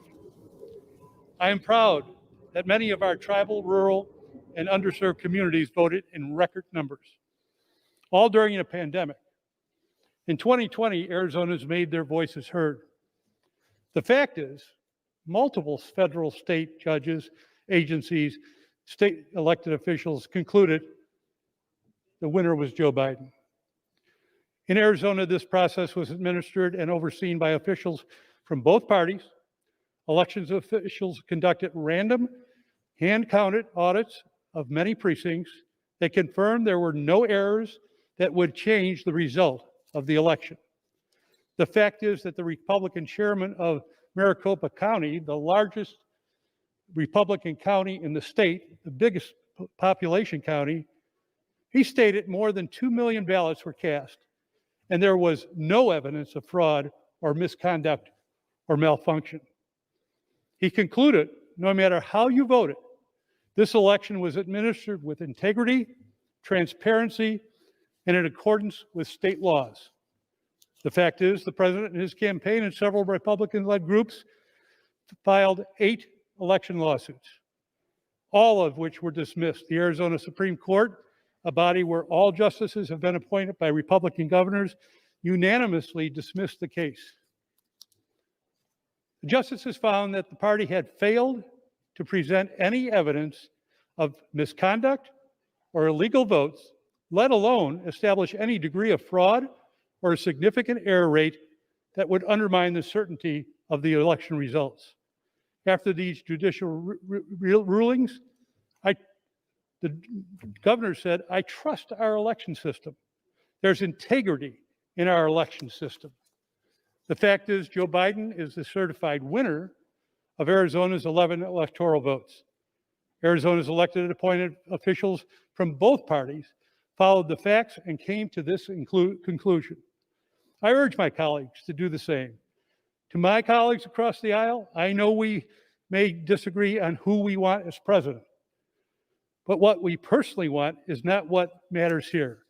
Rather, the people's influence, as reflected in the certified electoral college results, is what matters. Facts matter. Undermining faith in our election process by attempting to mislead the American public It would only overturn the serves to weaken results us of the presidential election in Pennsylvania, and it would thereby deny Pennsylvania's voters the opportunity to even participate in the presidential election. Mr. President, even if Congress did have the constitutional responsibility to judge the worthiness of a state's election process, which it does not, rejecting Pennsylvania's electoral votes would still be wildly out of proportion to the purported offenses and very damaging to our republic. Let me go through a few facts about Pennsylvania. First, some of the objectors, and in fact, even the President of the United States this morning, have observed that the Pennsylvania Supreme Court disregarded existing law when it ruled that mail-in ballots could be counted even if they arrived up to 3 days after the election day. Now, the objectors are right about that. In my view, the Supreme Court of the United States should overturn that illegal decision. But, Mr. President, only 10,097 ballots arrived in Pennsylvania during the 3 days after the election. And those 10,097 ballots have been excluded from the vote count that resulted in President-elect Biden winning Pennsylvania by about 80,000 votes. What greater remedy could the objectors possibly want than the complete exclusion of the late arriving ballots? How could we possibly invalidate the entire Pennsylvania election over 10,000 votes that were not even included in the vote count? A second charge we heard, and the senator from Missouri alluded to it this evening, is a 2019 Pennsylvania law that allows mail-in ballots for any reason, that might violate the Pennsylvania Constitution. Well, first of all, as Senator Casey observed, this was a bipartisan law passed with nearly unanimous Republican support. Clearly, the state legislators and the governor believe it is consistent with the Pennsylvania Constitution. Secondly, this law was not challenged when it was passed. It wasn't challenged when it was applied during the June primary election. It was only challenged after President Trump lost the general election. But 2.6 million Pennsylvanians voted by mail-in ballot in the general election. Over 37% of Pennsylvania voters in good faith relied on a law to cast their votes as they had done previously. Now, I understand you can make a theoretical argument about whether this is consistent with Pennsylvania. It needs to be resolved for future elections. But because of this constitutional question that some people have, the objectors want to prevent Pennsylvania voters from participating in the presidential election entirely. That would be an outrageous remedy to this purported offense. A third charge we've heard is that Pennsylvania officials did not properly implement Pennsylvania election law in a variety of other ways. But the Trump campaign has shown that many of these issues have, well, first of all, none of these issues would have changed the election outcome, but more importantly, the campaign had many opportunities of which it availed itself to litigate these issues. They did time and again, and they lost repeatedly, often in unanimous bipartisan decisions. Now, some of the objectors also cite Congress's own failure to investigate allegations of election irregularities, and that's their justification for refusing to certify the election results. But the allegations of election irregularities and fraud have been investigated. They've been adjudicated. They were adjudicated in the states in which they're alleged to have occurred. Now, in Pennsylvania, the Trump campaign took their case of election irregularities into the courtroom of Judge Matthew Brand of the Federal District Court. Judge Brand is a conservative Republican Federalist Society member. And here's what he said about the Trump campaign case, and I quote, "This court has been presented with strained legal arguments without merit and speculative accusations unsupported by evidence. In the United States of America, this cannot justify the disenfranchisement of a single voter, let alone all the voters of the sixth most populated state." End quote. So the campaign then appealed Judge Brand's decision to the Third Circuit, and they drew a 3-judge panel, all Republican appointed judges, one appointed by President Trump. The panel concurred with Judge Brand. President, certainly there were irregularities in this election. There always are. But there's no evidence of significant fraud, conspiracies, or even significant anomalies that cast any serious doubt on who actually won the election. And you know, one of the ways you can tell is look at the big picture in Pennsylvania. Look at what happened. In 2016, President Trump won Pennsylvania by 0.8%. In 2020, he lost Pennsylvania by a little over 1%. Now, is there anything at all that's implausible or surprising about a 2% change in the election outcome? Relative to 2016, in Pennsylvania, the president lost a little ground in most of the rural counties he had carried. He lost a lot of ground in the big suburban counties, and he slightly narrowed his large loss in Philadelphia. There's no surprises here. This reflects a pattern that occurred all across the country. My colleagues, as I've said, it is not our responsibility to sit in judgment of state election procedures in the first place. But if it were, there would not be nearly sufficient reason to deny my constituents their right to participate in this presidential election. Mr. President, Joe Biden won the election. That's not what I had hoped for, but that's what happened. It was an honest victory, with the usual minor irregularities that occur in most elections. We witnessed today the damage that can result when men in power and responsibility refuse to acknowledge the truth. We saw bloodshed because the demagogue chose to spread falsehoods and sow distrust of his own fellow Americans. Let's not abet such deception. Let's reject this motion.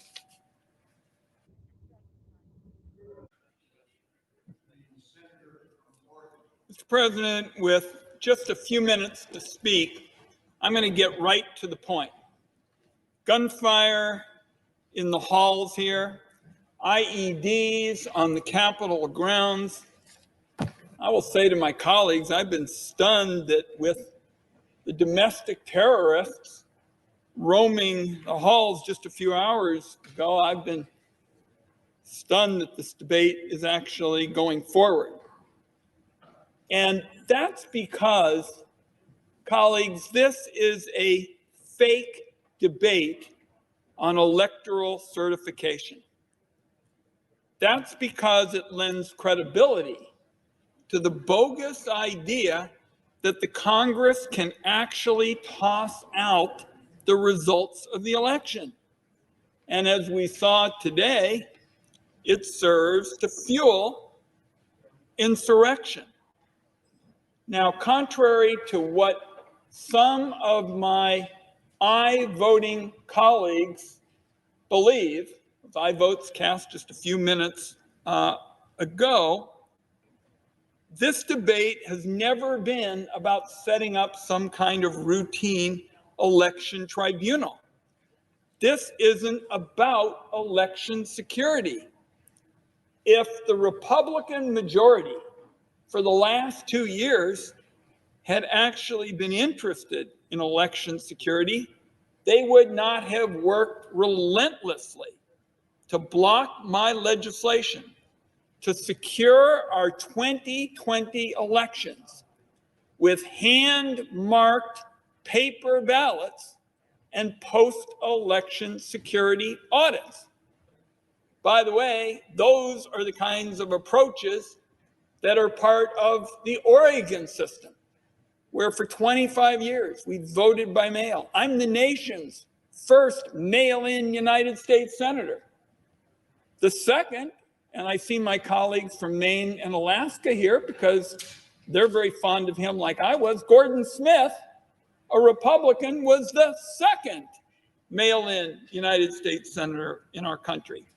That's because we do the job right. It's efficient. Our late Republican Secretary of State, Dennis Richardson, actually told President Trump there was no evidence of fraud.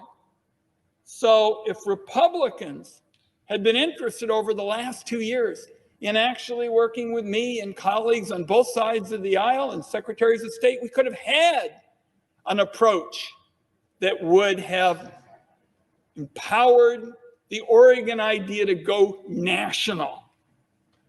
Instead, we're now debating tonight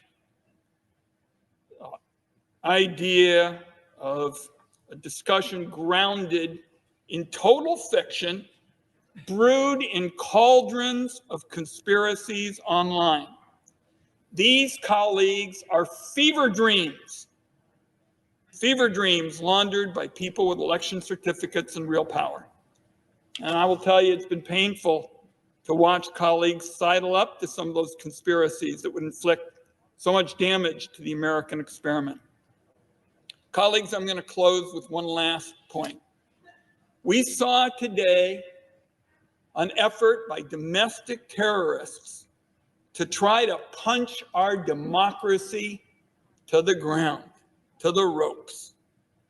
And I'm going to close by simply saying something that hadn't been said tonight, and that is Donald Trump can do enormous damage to our country in the next 2 weeks.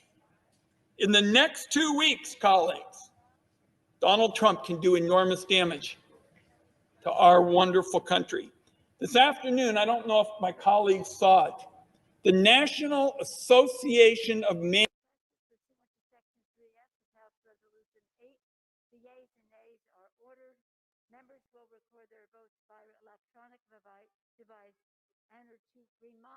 manufacturers, another organization with thousands, a left-wing outfit.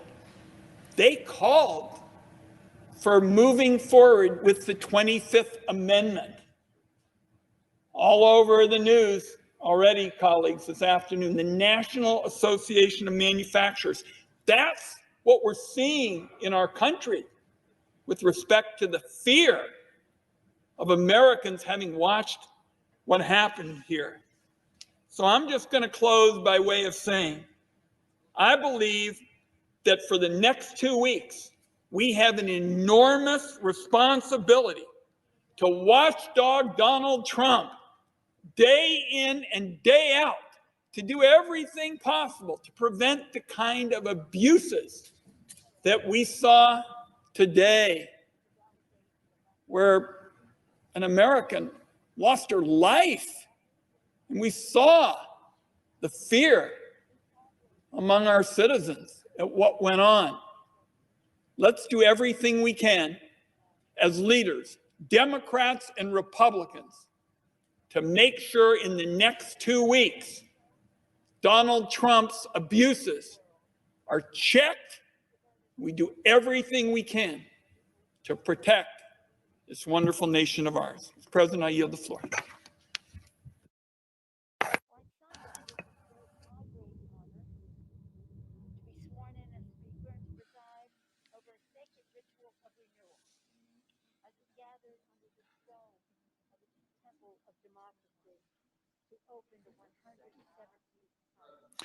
The senator from Florida is recognized.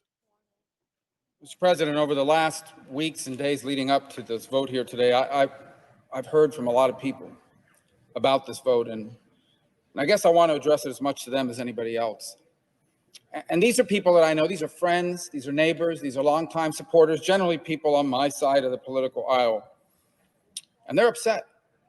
They're upset. They look at the media, and the media, they censored stories that might have been negative towards Joe Biden or were negative towards Joe Biden, and the social media companies helped them out.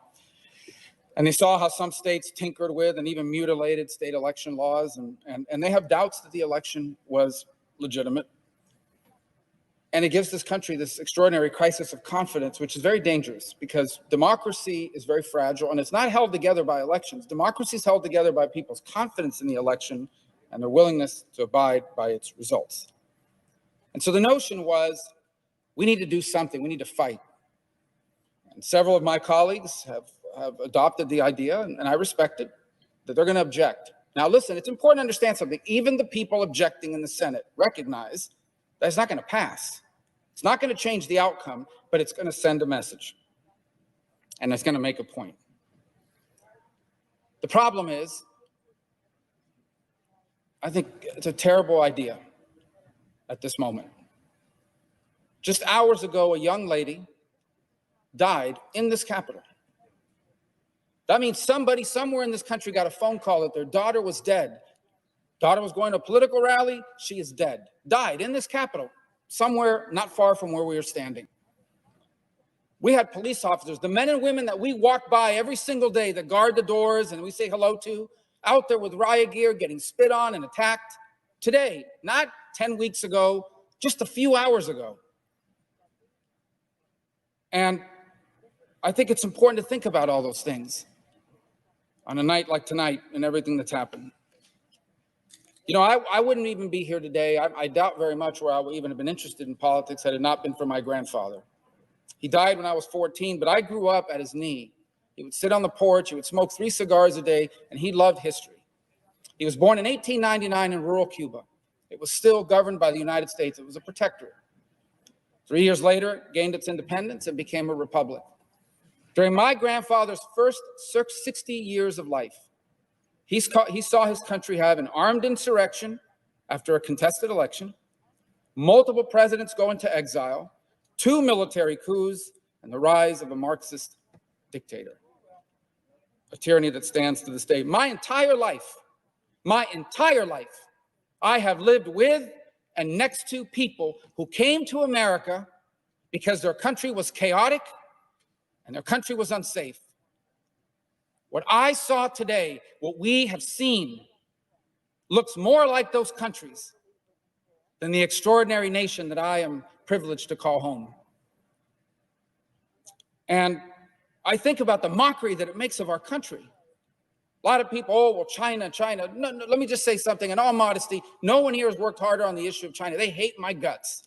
I'm sanctioned, twice sanctioned. I don't know what they're sanctioning, double sanctioned, and I can't travel there. I wasn't planning to anyway.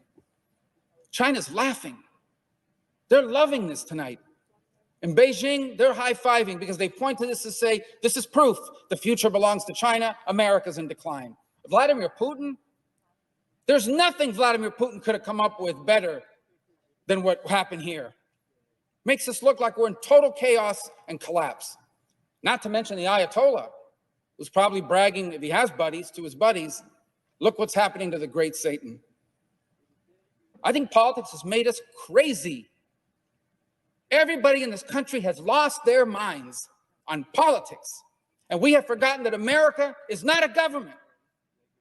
America's not a president. America's not a Congress.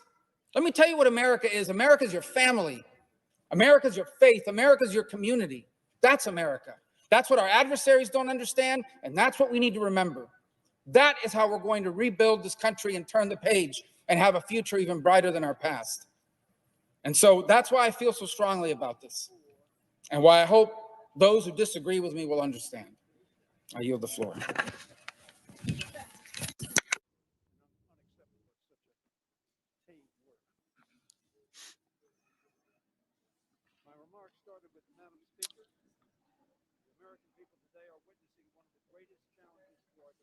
The senator from Hawaii is recognized. Mr. President, it has been hard at times to find the words to describe the full harm Donald Trump has inflicted on our country.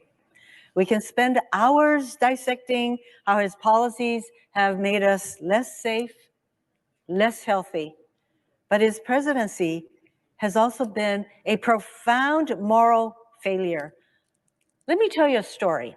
A few years ago, a father from Hawaii joined me at one of my talk story sessions in my office, and he asked me a question that struck me hard at that time and has stuck with me until today. He said, "How can I tell my son that lying is not okay when the President of the United States lies every single day?" I struggled to answer his question then, and I'm not sure I could offer an adequate answer now. But this conversation remains a clear example of how we do not live in normal times. How is it normal as we and the world watched in horror as an angry mob stormed the United States Capitol? Blood was shed, people were hurt, vandalism occurred. It is not normal when we have a president who lies every single day. And even in the face of this vandalism, this mob, he really doesn't have much to say except, I love you, you should go home now. It's not normal when in the middle of a pandemic that has claimed the lives of over 350,000 Americans, which is nearly the combined population of the islands of Maui and the Big Island. We have a president who only seems to care about spreading conspiracies to undermine confidence in our elections and our democracy. And it's not normal when duly elected senators who took an oath to uphold the Constitution pull a stunt to try and nullify millions of votes in 6 states so that Donald Trump can remain president. I call this effort a stunt because it is doomed to fail. We have a strong bipartisan majority, as noted in the vote that we just took, in both chambers of Congress who reject this stunt. And courts have ruled against Trump and his allies in more than 60 cases. So whenever this farce ends, the result will be the same. Donald Trump will have lost the election, and Joe Biden will become the 46th president of the United States. You can tell a lot about a person from the way they handle defeat. The way Donald Trump has handled defeat says a lot about who he is. Watching so many of our colleagues indulge the president tells us a lot about them, too. We don't have to look back very far in history to find examples of candidates who lost tough races but demonstrated their character in defeat. Our colleague, Senator Romney, graciously conceded his defeat to President Obama in noting that, quote, at a time like this, we can't risk partisan bickering and political posturing. Our leaders have to reach across the aisle to do the people's work, and we citizens also have to rise to the occasion. And in 2000, during an election with substantial irregularities and partisan intervention from the Supreme Court, Al Gore nevertheless put his country first. And he said, let there be no doubt that while I strongly disagree with the court's decision, I accept it. And tonight, for the sake of our unity as a people and the strength of our democracy, I offer my concession.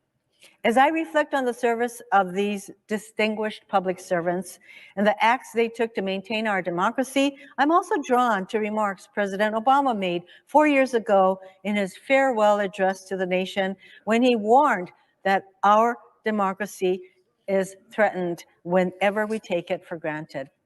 It is a particularly sage warning as we contend with the President of the United States seeking to nullify a free and fair election simply because he lost. We have to stand up, speak out, and fight back because our democracy itself is at stake. American democracy has endured over the centuries in large part because our institutions serve as guardrails to keep us from going over the cliff. As elected officials, we can strengthen these guardrails by listening to our own conscience in moments of peril, by having what our friend John Lewis called an executive session with myself. Before making a big decision, John would say, listen, self, this is what you must do. This is where you must go. Today, we can follow John's example. Listen to our conscience. Stand up for our Constitution and do what's right. I yield the floor.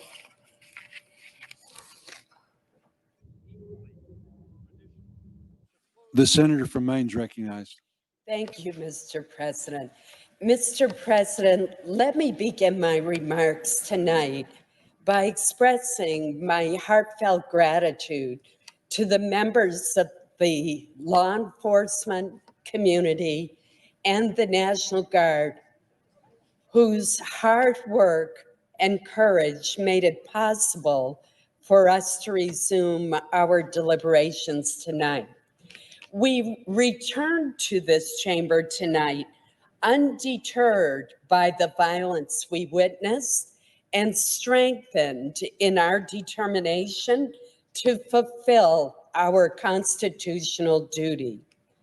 Mr. President, the Constitution is the foundation of our American democracy, and the Constitution is what must guide our decisions on the presidential election.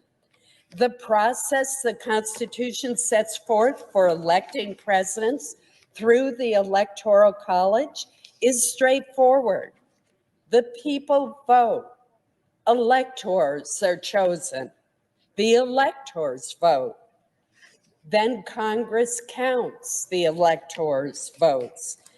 That final step in the process is why we have convened today. Counting the votes of the electors, a function that the 12th Amendment assigns to Congress, is an administrative and largely ceremonial act.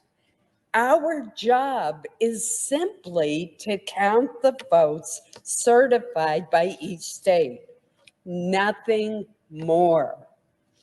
We should not attempt to usurp the roles of the voters, the states, or the Electoral College. Mr. President, the American people have done their job, turning out in record numbers to vote in the midst of a frightening pandemic. Indeed, as a percentage of the voting eligible population, the turnout was the highest in 120 years. Similarly, in the midst of this pandemic, hundreds of election officials and volunteers have done their job, staffing polling places and faithfully counting and often recounting votes. The states have done their job by certifying the election results. Now, Mr. President, I've heard the proponents of these objections raise questions about whether the various states conducted their elections properly. When disputes over elections arise, candidates are able to appeal to our legal system, not Congress, for recourse. In the 2 months since the 2020 election, the president's lawyers and allies have had the opportunity to make their arguments and challenge election results before the courts.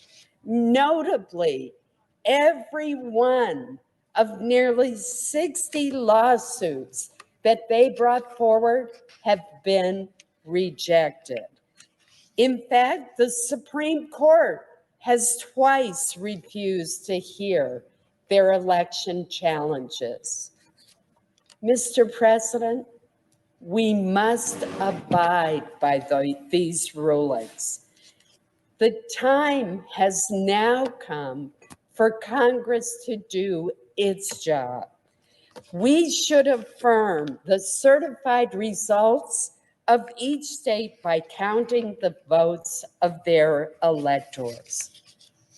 Mr. President, altering the results of the Electoral College would set a terrible precedent in which the party in control of Congress could override the will of the voters and overrule our courts to unilaterally choose the next president.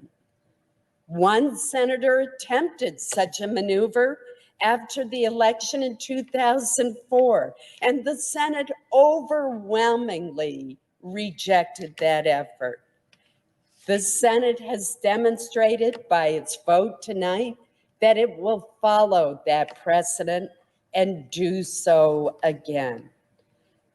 Tonight, Mr. President, I will continue to vote to reaffirm the foundation of our democracy, the Constitution of the United States, and I will reject these challenges to the Electoral College. Thank you, Mr. President. Mr. President, The senator from Oregon is recognized. Mr. President, I invite all of my colleagues to cast your eyes upon these three boxes sitting on the table in front of the dais. These three boxes contain the certified results from every state in our union regarding how that state voted, how their electors have voted for the President of the United States of America. You know, you cast your eyes on these three boxes, and you know that there's something special. You see that there are straps on them holding the top on and straps around the side, and they're engraved, beautiful handle, beautiful leather work, crafted in the cabinet shop of our very Senate to say to the world that their cargo is precious. Now, there's three of these boxes. The third box is brand new. It was crafted because so many states were celebrating this process that they started to use very large forms, very large envelopes, very large seals to put those ballots into, and thus a third box was needed. These boxes contain the voice of the American people weighing in as they have election after election after election. They've been used, these two smaller boxes, in the last 14 elections. They carry voice. They are transported through those doors to the House of Representatives, where the Senate and House gather to witness the opening of the envelopes to determine who will be the President of the United States. It is our constitutional responsibility to witness the counting. That is what the Constitution calls for. Tonight, when this Senate chamber was under attack by domestic terrorists, we were held here in this room, doors locked, to protect us with the help of the Capitol Police. They did an excellent job, and then they escorted us to a safe room. And that announcement came quickly. And when that announcement came, our senior assistant parliamentarian, Lee Hildebrand, organized the team to rescue these boxes and keep them safe. Now, thank you to her and the entire team that rescued the voice of the American people. Had they not done so, then the hooligans outside, disrespecting the Constitution, would have come in here and opened these boxes and burned the ballots, destroying the voice of the people symbolically. And I know no one in this chamber wanted something like that to happen, because we're here to defend the Constitution, to defend the integrity of the election process, not to allow it to be destroyed. But colleagues, although we are 100 senators, or 99 actually now, because there's only 99 of us who are duly elected at the moment, 99 senators united across party defending these ballots from the hooligans outside, there's more than one way these ballots can be destroyed. And that is for this chamber and the House chamber to vote that one of those envelopes representing the state will be shredded, will be burned, that those votes will be discounted. We just held a vote on whether or not the envelope containing the electoral votes from Arizona should be burned. We defended these ballots against the hooligans outside. But there are those in this chamber supporting the destruction of the voice of the citizens of Arizona. 6 voted. And we are coming back later tonight to vote on whether to shred or burn the ballots for the people of Pennsylvania. So we have to stand together to say absolutely not. The constitutional responsibility is for us to defend the process, not to Not just proceed this institution, but to I hope every destroy American these ballots. pauses for that moment and thinks among themselves that we can disagree with one another, but not dislike each other. We can respect the voices of others. There's many times we debate on this body, and we should. There's many times we can get heated. I still consider Steny Hoyer a very good friend. There's times I get upset. I'll call him at home to express what things I may not see fair or just. But that's the way we should handle things. The majority leader is right. We are all Americans first. But should we also think for a moment, what do we put on social media? What do we convey to one another? Just because you have a personal opinion different than mine, you have a right to say it, but nobody has a right to become a mob. And we all should stand united in condemning the mob together. Yeah.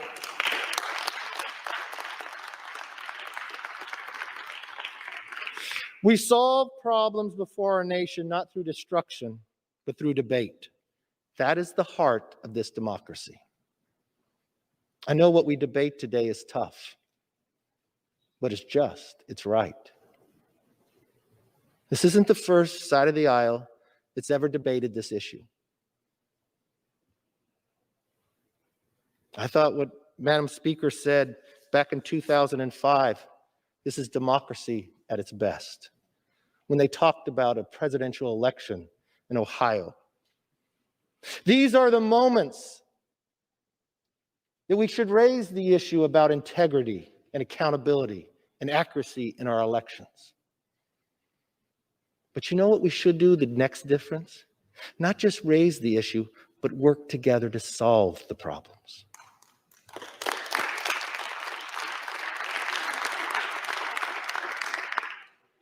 Now is the moment.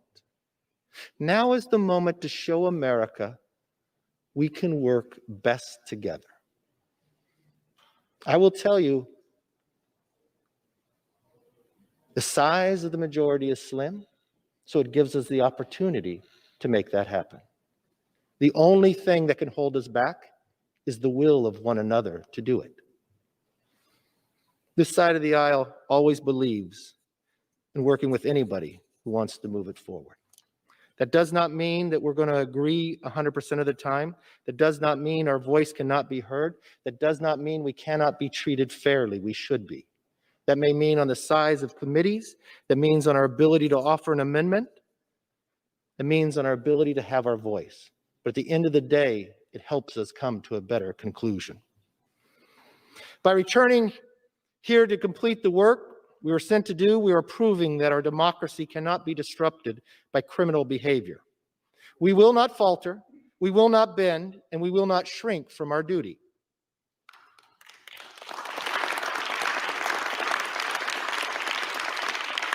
Let me be very clear. Mobs don't rule America. Laws rule America.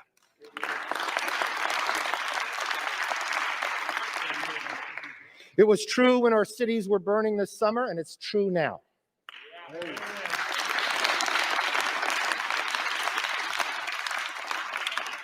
When Americans go to bed tonight, their lasting memory should not be a Congress overrun by rioters. It must be a resolute Congress conducting healthy debate. We may not disagree on a lot in America, but tonight we must show the world that we will respectfully but thoroughly carry out the most basic duties of democracy. We will continue with the task that we have been sent here to do. We will follow the Constitution and the law and the process for hearing valid concerns about election integrity. We'll do it with respect. We will respect your opinion. We'll respect what you say, and we're willing to listen to it. I think the nation will be better for it on both sides of the aisle. Let's show the country the mob did not win. We have a job to do it. Let's do it with pride, and let's be better when the sun rises tomorrow. With that, I yield back, Madam Speaker.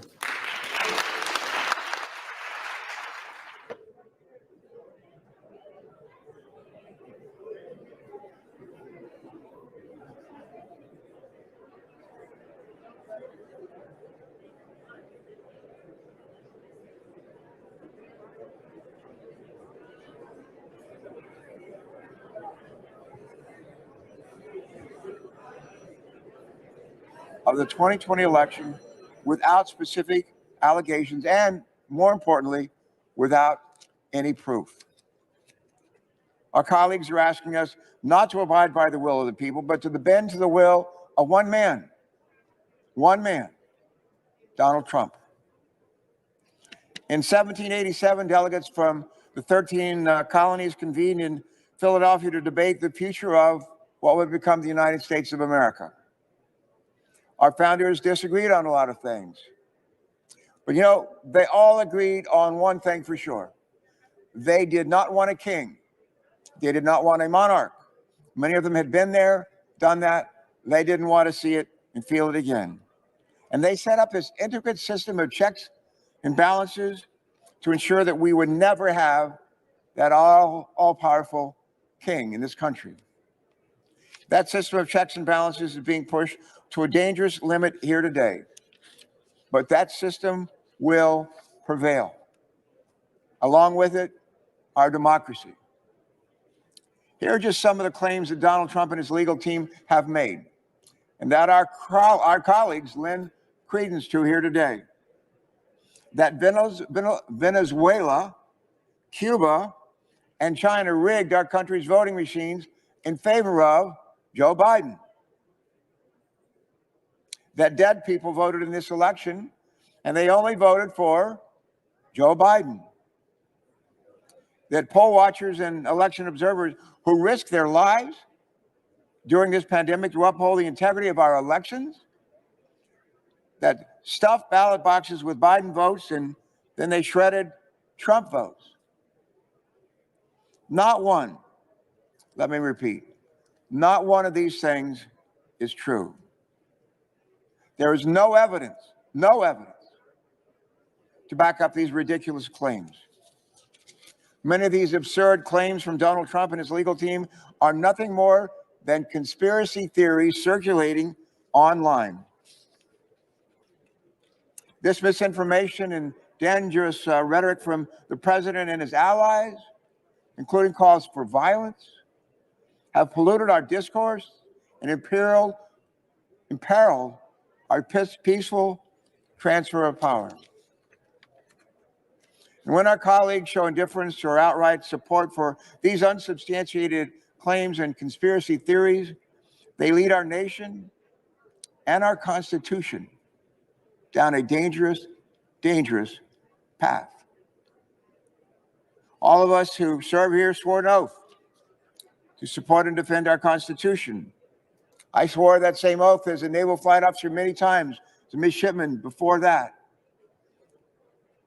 But all of us here have sworn to support and defend our Constitution, not our political party, and certainly not any individual candidate. Colleagues, for the safety of our citizens and our republic, we must lead by example. We must turn the temperature down. It was a hard-fought campaign, but the campaign is over.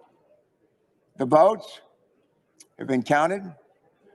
The count has been certified in all 50 states. And in 2 weeks, on January 20th, Joe Biden and Kamala Harris will be sworn in as President and Vice President of the United States, as they should be. We have serious and urgent challenges that will require working together with our new president, our new vice president, with one another in this chamber, Democrats, Republicans, Independents, and with our colleagues over in the House of Representatives. What's on our to-do list? Well, we can start with making sure that hundreds of millions of Americans get vaccinated, that we get off the dime and start vaccinating. We vaccinated 4 million people last month. 4 million. We're supposed to vaccinate 20. How are we ever going to get to 250 million at this rate? What else is on our to-do list? We're getting our kids back to school. We got kids that are unable to get on the internet, unable to participate in their classes, may not have any adult supervision at home. They're struggling. They're falling even further behind. We need to do something to help them. What else is on our to-do list? Getting their parents back to work, just to name a few things.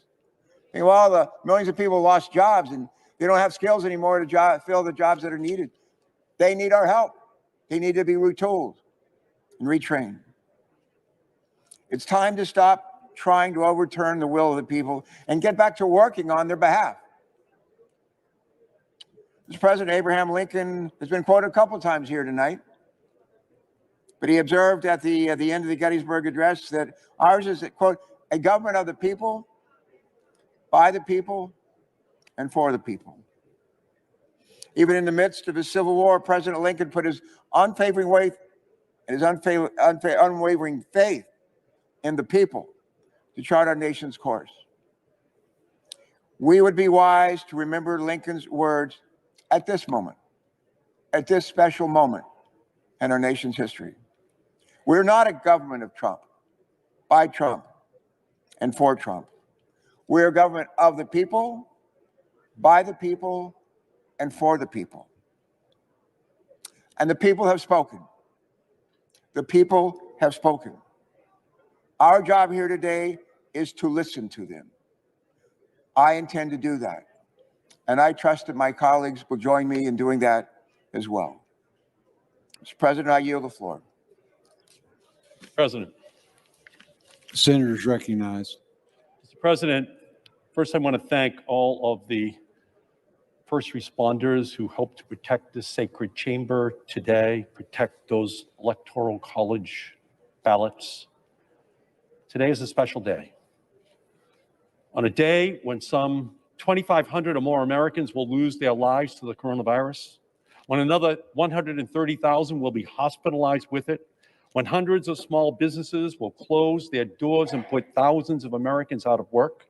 On this day, the United States Senate is not debating how to get more life-saving vaccines into Americans' arms or how to put 2,000 badly needed dollars into their pockets. No, instead, we are using the first days of the new Senate and Congress to give time to our radical Republican colleagues' baseless and damaging claims of election fraud, all in an attempt to keep Donald Trump in office in violation of the United States Constitution. There's a word for this. It's called sedition. All these unfounded objections to state electors are seditious. They are nothing short of an insurrection against the established order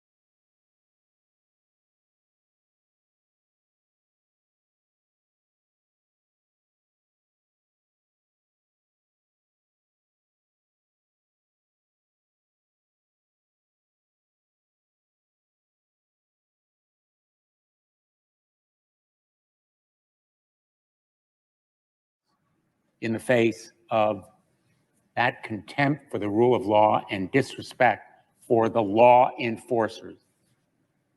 So we could have seen today coming.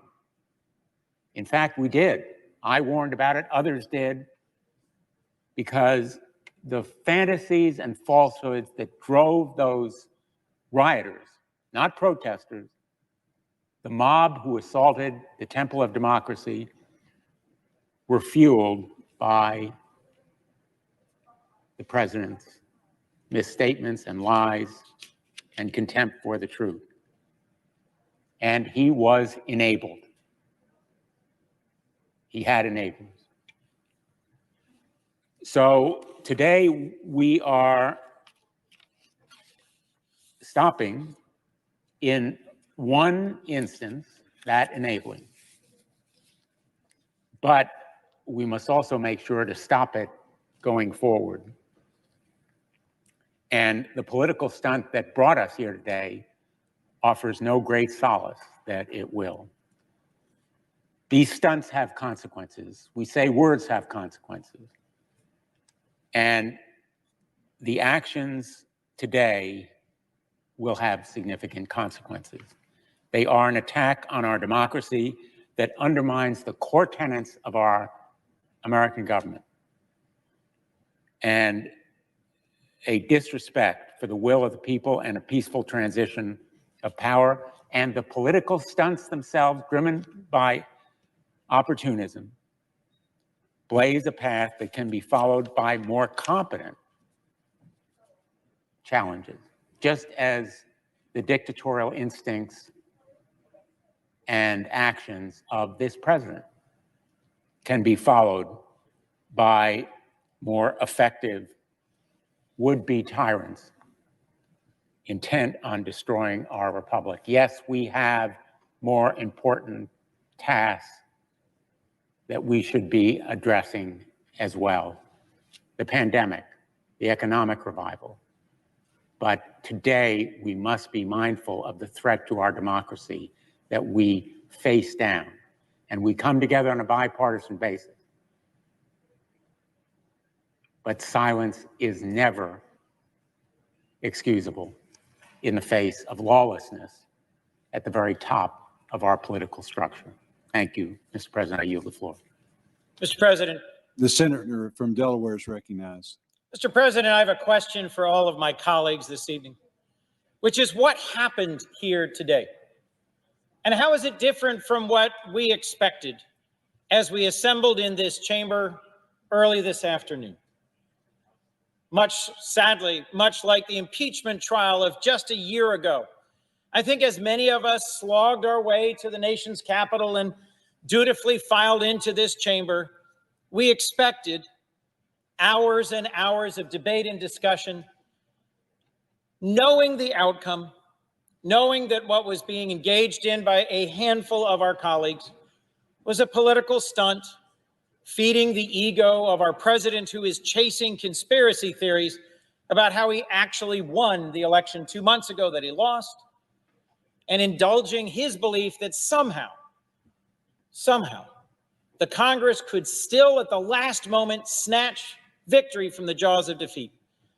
Even in the last day, President Trump had been haranguing his own incredibly loyal Vice President, Mike Pence, as if somehow Vice President Pence would simply declare him president today. We knew that President Trump had been stirring up the spirits of thousands, urging them to come to Washington. We had an inkling that he might go out and speak to them.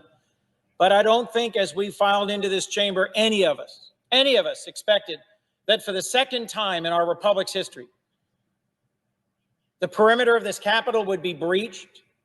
Members of the Senate would be rushed to safety, that not just the Capitol Police, but U.S. Marshals and FBI officers and fully combat-geared soldiers would be in the United States Capitol, taking it back from a riotous mob of thugs.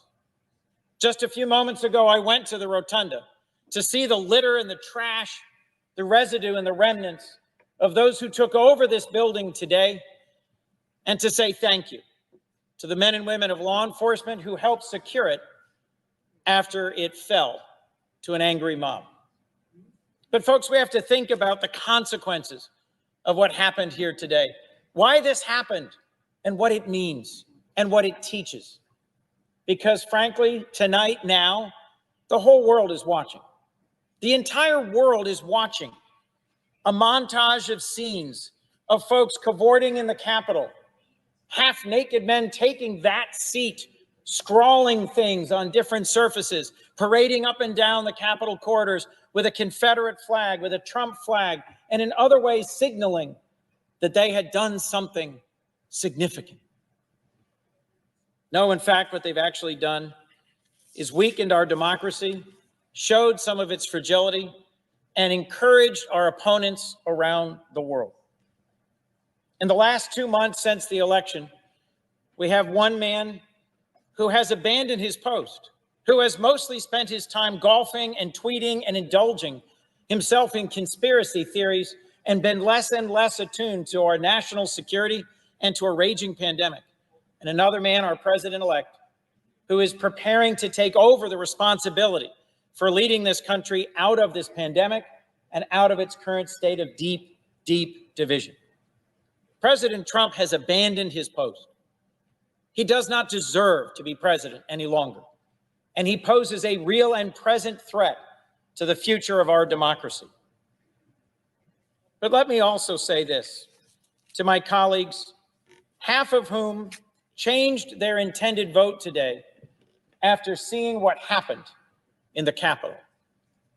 There were, as we began, roughly 13 senators, Republicans, who said they were going to vote against the certification of the election. And when we actually finally called the roll, it was just 6. 7 of them having been chastened by the events of today. But 2 who continue on this quest, clerked for the Supreme Court Chief Justice, are deeply schooled in the law, know better than what they did today. And in the count and the debate going on over in the House, even now, more than 100 House Republicans continue with this effort. On this floor earlier today, this evening, there were strong and clear and brave speeches by Republicans and Democrats alike. So I have a question as we move forward. When will this fever break? When will we finally say to each other, enough is enough of indulging and following populism and demagoguery? Is it time to finally show who the leaders of the Constitution that every one of the House members and a third of us swore to uphold just 3 days ago?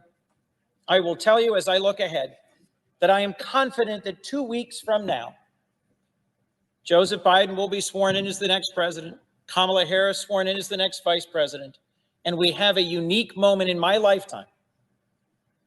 Because as presidents and leaders in the Senate of both parties over the last decades have observed, the Senate has steadily shrunk in its significance, its role, and its power, and the presidency has steadily grown. Not in my lifetime, not since LBJ, have we had an incoming president who spent 36 years in this chamber. We have a chance with Joe Biden, a president-elect who ran on bringing our country together, a president-elect who ran on turning the page from our moment of national division, a president-elect who respects and honors and understands the significance of this body. So we have to take this opportunity to heal, to hear each other, to compromise, to work together, and to see the real challenges facing the American people and take this last, best moment. What happened here today should leave all of us gravely concerned about the health and the future of our democracy, and the opportunity we will have 2 weeks from today is one we should not let pass us by. Thank you, Mr. President. With that, I yield the floor. Mr. President. The senator from Massachusetts is recognized. Mr. President, more than 350,000 of our loved ones have died from a terrible disease. Small businesses have gone under, never to reopen. Millions have lost their jobs, and too many families don't know how they're going to pay the rent or put groceries on the table. It is tough out there, but Americans are fighters, And despite all the challenges, in November, they did what Americans do when they are unhappy with their leadership. They voted for change. They turned their backs on a sitting president who fans the flames of hatred while bodies pile up in the morgue. Instead, they elected a new president who wants to save lives, to save our economy, and to save our democracy. Even as the pandemic raged, Americans showed up for democracy. States worked overtime to set up safe systems, ballot drop boxes and early voting, and gallons of hand sanitizer. Voters mailed their ballots earlier, put on masks, and stood in line at the polls. The election of 2020 shattered voting records. So here we are on the floor of the United States Senate in the aftermath of an historic election held in the middle of a pandemic. People are suffering, and we should be working to get them the help they need. Instead, we are here because Donald Trump wants to overturn the results of that election. The Republicans objecting to the results of this election will be judged by history, but the rest of us will be judged as well.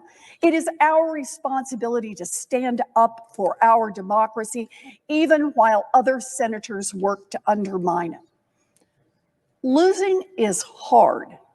I ran for president myself. It was a hard-fought primary, but Joe Biden won and I lost. I am not the only one to live through that. A number of senators in this room have run for president. None of us was successful. And when we lost, we conceded and we got out of the race, because that is how democracy works. None of us lied about the results. We didn't throw temper tantrums. We didn't tell our allies in Congress or the states to overturn the results. We didn't feed poisonous propaganda to our supporters. We didn't urge people to march on state capitals or to descend on Washington. We accepted the will of the voters. And it's not just us. It's everyone who has run for president since the beginning of America. Only once in America's history have the people who lost tried to burn down our democracy on the way out. They caused a civil war that nearly destroyed our nation. Make no mistake, the violence we witnessed in this chamber today was the direct result of the poisonous lies that Donald Trump repeated again and again for more than 2 months. His words have consequences. Our democracy has been grievously injured by this lying coward. This effort to subvert our democracy is not merely one last presidential tantrum. This effort is designed to knock out the basic pillar on which democracy is founded. The idea that the voters, not the sitting president and not the members of Congress, but the voters decide who will lead this nation. A democracy in which the elected leaders do not bend to the will of the voters is no democracy.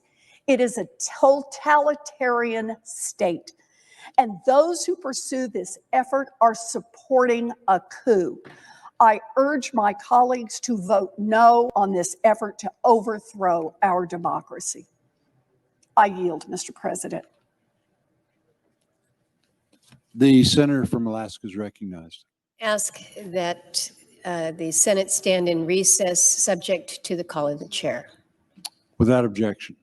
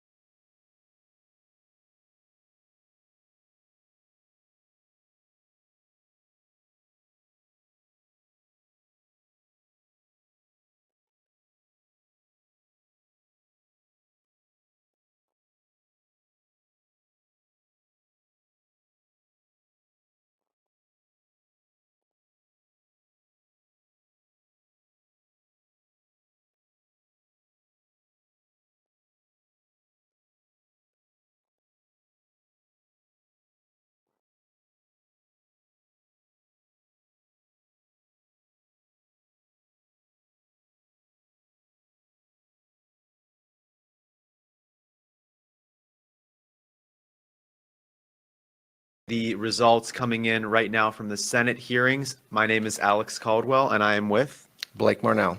And we've had a lot going on today. This has been a very, very busy day for everybody in DC. A lot of things that I don't think anybody really expected to happen. And Blake, you were there for a lot of it. Could you tell us a little bit about that? Well, all I can say is, and I could go into great detail, I don't think this was the appropriate time to do it, but I'll give the quick version. Is I was part of the team with you. We were on the east side of the Capitol, which is the side of the Supreme Court is on. And there was a event there scheduled by Stop the Steal organization to start at 1 o'clock with a slate of speakers and a small stage, but an important message still. And the access to that was blocked off. And in retrospect, basically the Constitution Avenue had some roadblocks. People were unable to get to it by walking up. And I think that may have had something to do with the security measures for Vice President Pence being in the Senate at that time. They needed more of those intersections open. And, when it became apparent that 1 o'clock event was not going to start, our team was called back to our studio here. And on the process, while we were walking back, we crossed in front of the Capitol. And that's when I saw that people had advanced towards the Capitol steps. I knew we had one team down there. I went to try and find them. I wasn't able to. And by the time I made it up towards the Capitol, at that time, I had seen nothing that was violent. I hadn't seen anything that really was overtly, there was confrontation, certainly. There was a lot of yelling. There was some shoving, but I didn't see, I smelled some spray in the air, whether that was tear gas from the police or somebody with bear spray, impossible to know. But there was some sort of irritant in the air, but there was no actual violence happening at that time. So at that time, I considered it still to be a protest. Peaceful one, confrontational, but peaceful. And as we know, it didn't stay that way. And I think that, I would like to say that I support the vast majority of President Trump supporters are not violent. They're not. I've been around them at rallies. I've been around them on the streets of Washington. This is the third time in the last couple of months. And I think that what we saw today is an aberration from a minority of people who support President Trump, claim to support President Trump, or don't support President Trump, but successfully blended in with President Trump supporters. I can't condone any violence. I think the answer going forward certainly doesn't involve any type of violent protest. People are upset. We haven't even talked about it right now, but it appears that I think we need to accept the fact that President Trump will not be our next president, that Joe Biden will be inaugurated on the 20th. That appears to be the direction the joint session is going in now. I certainly didn't want it to turn out this way. I'm sure you didn't either. No, I didn't. And I will say I was very disappointed to see what ended up happening with all of it.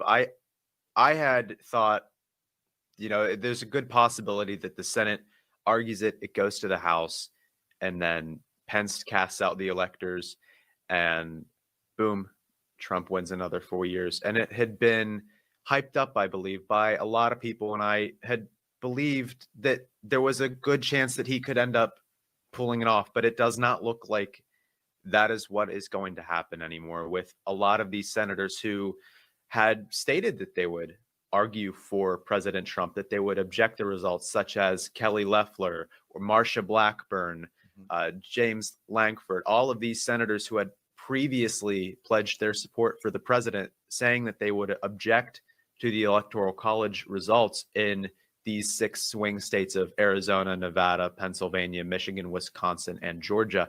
They have since reversed their decision, which I wasn't really expecting that, but I do agree with you. I think that we do, as painful as it is to admit, I think we need to accept the fact that unfortunately the president will not be the leader come January 20th. It will be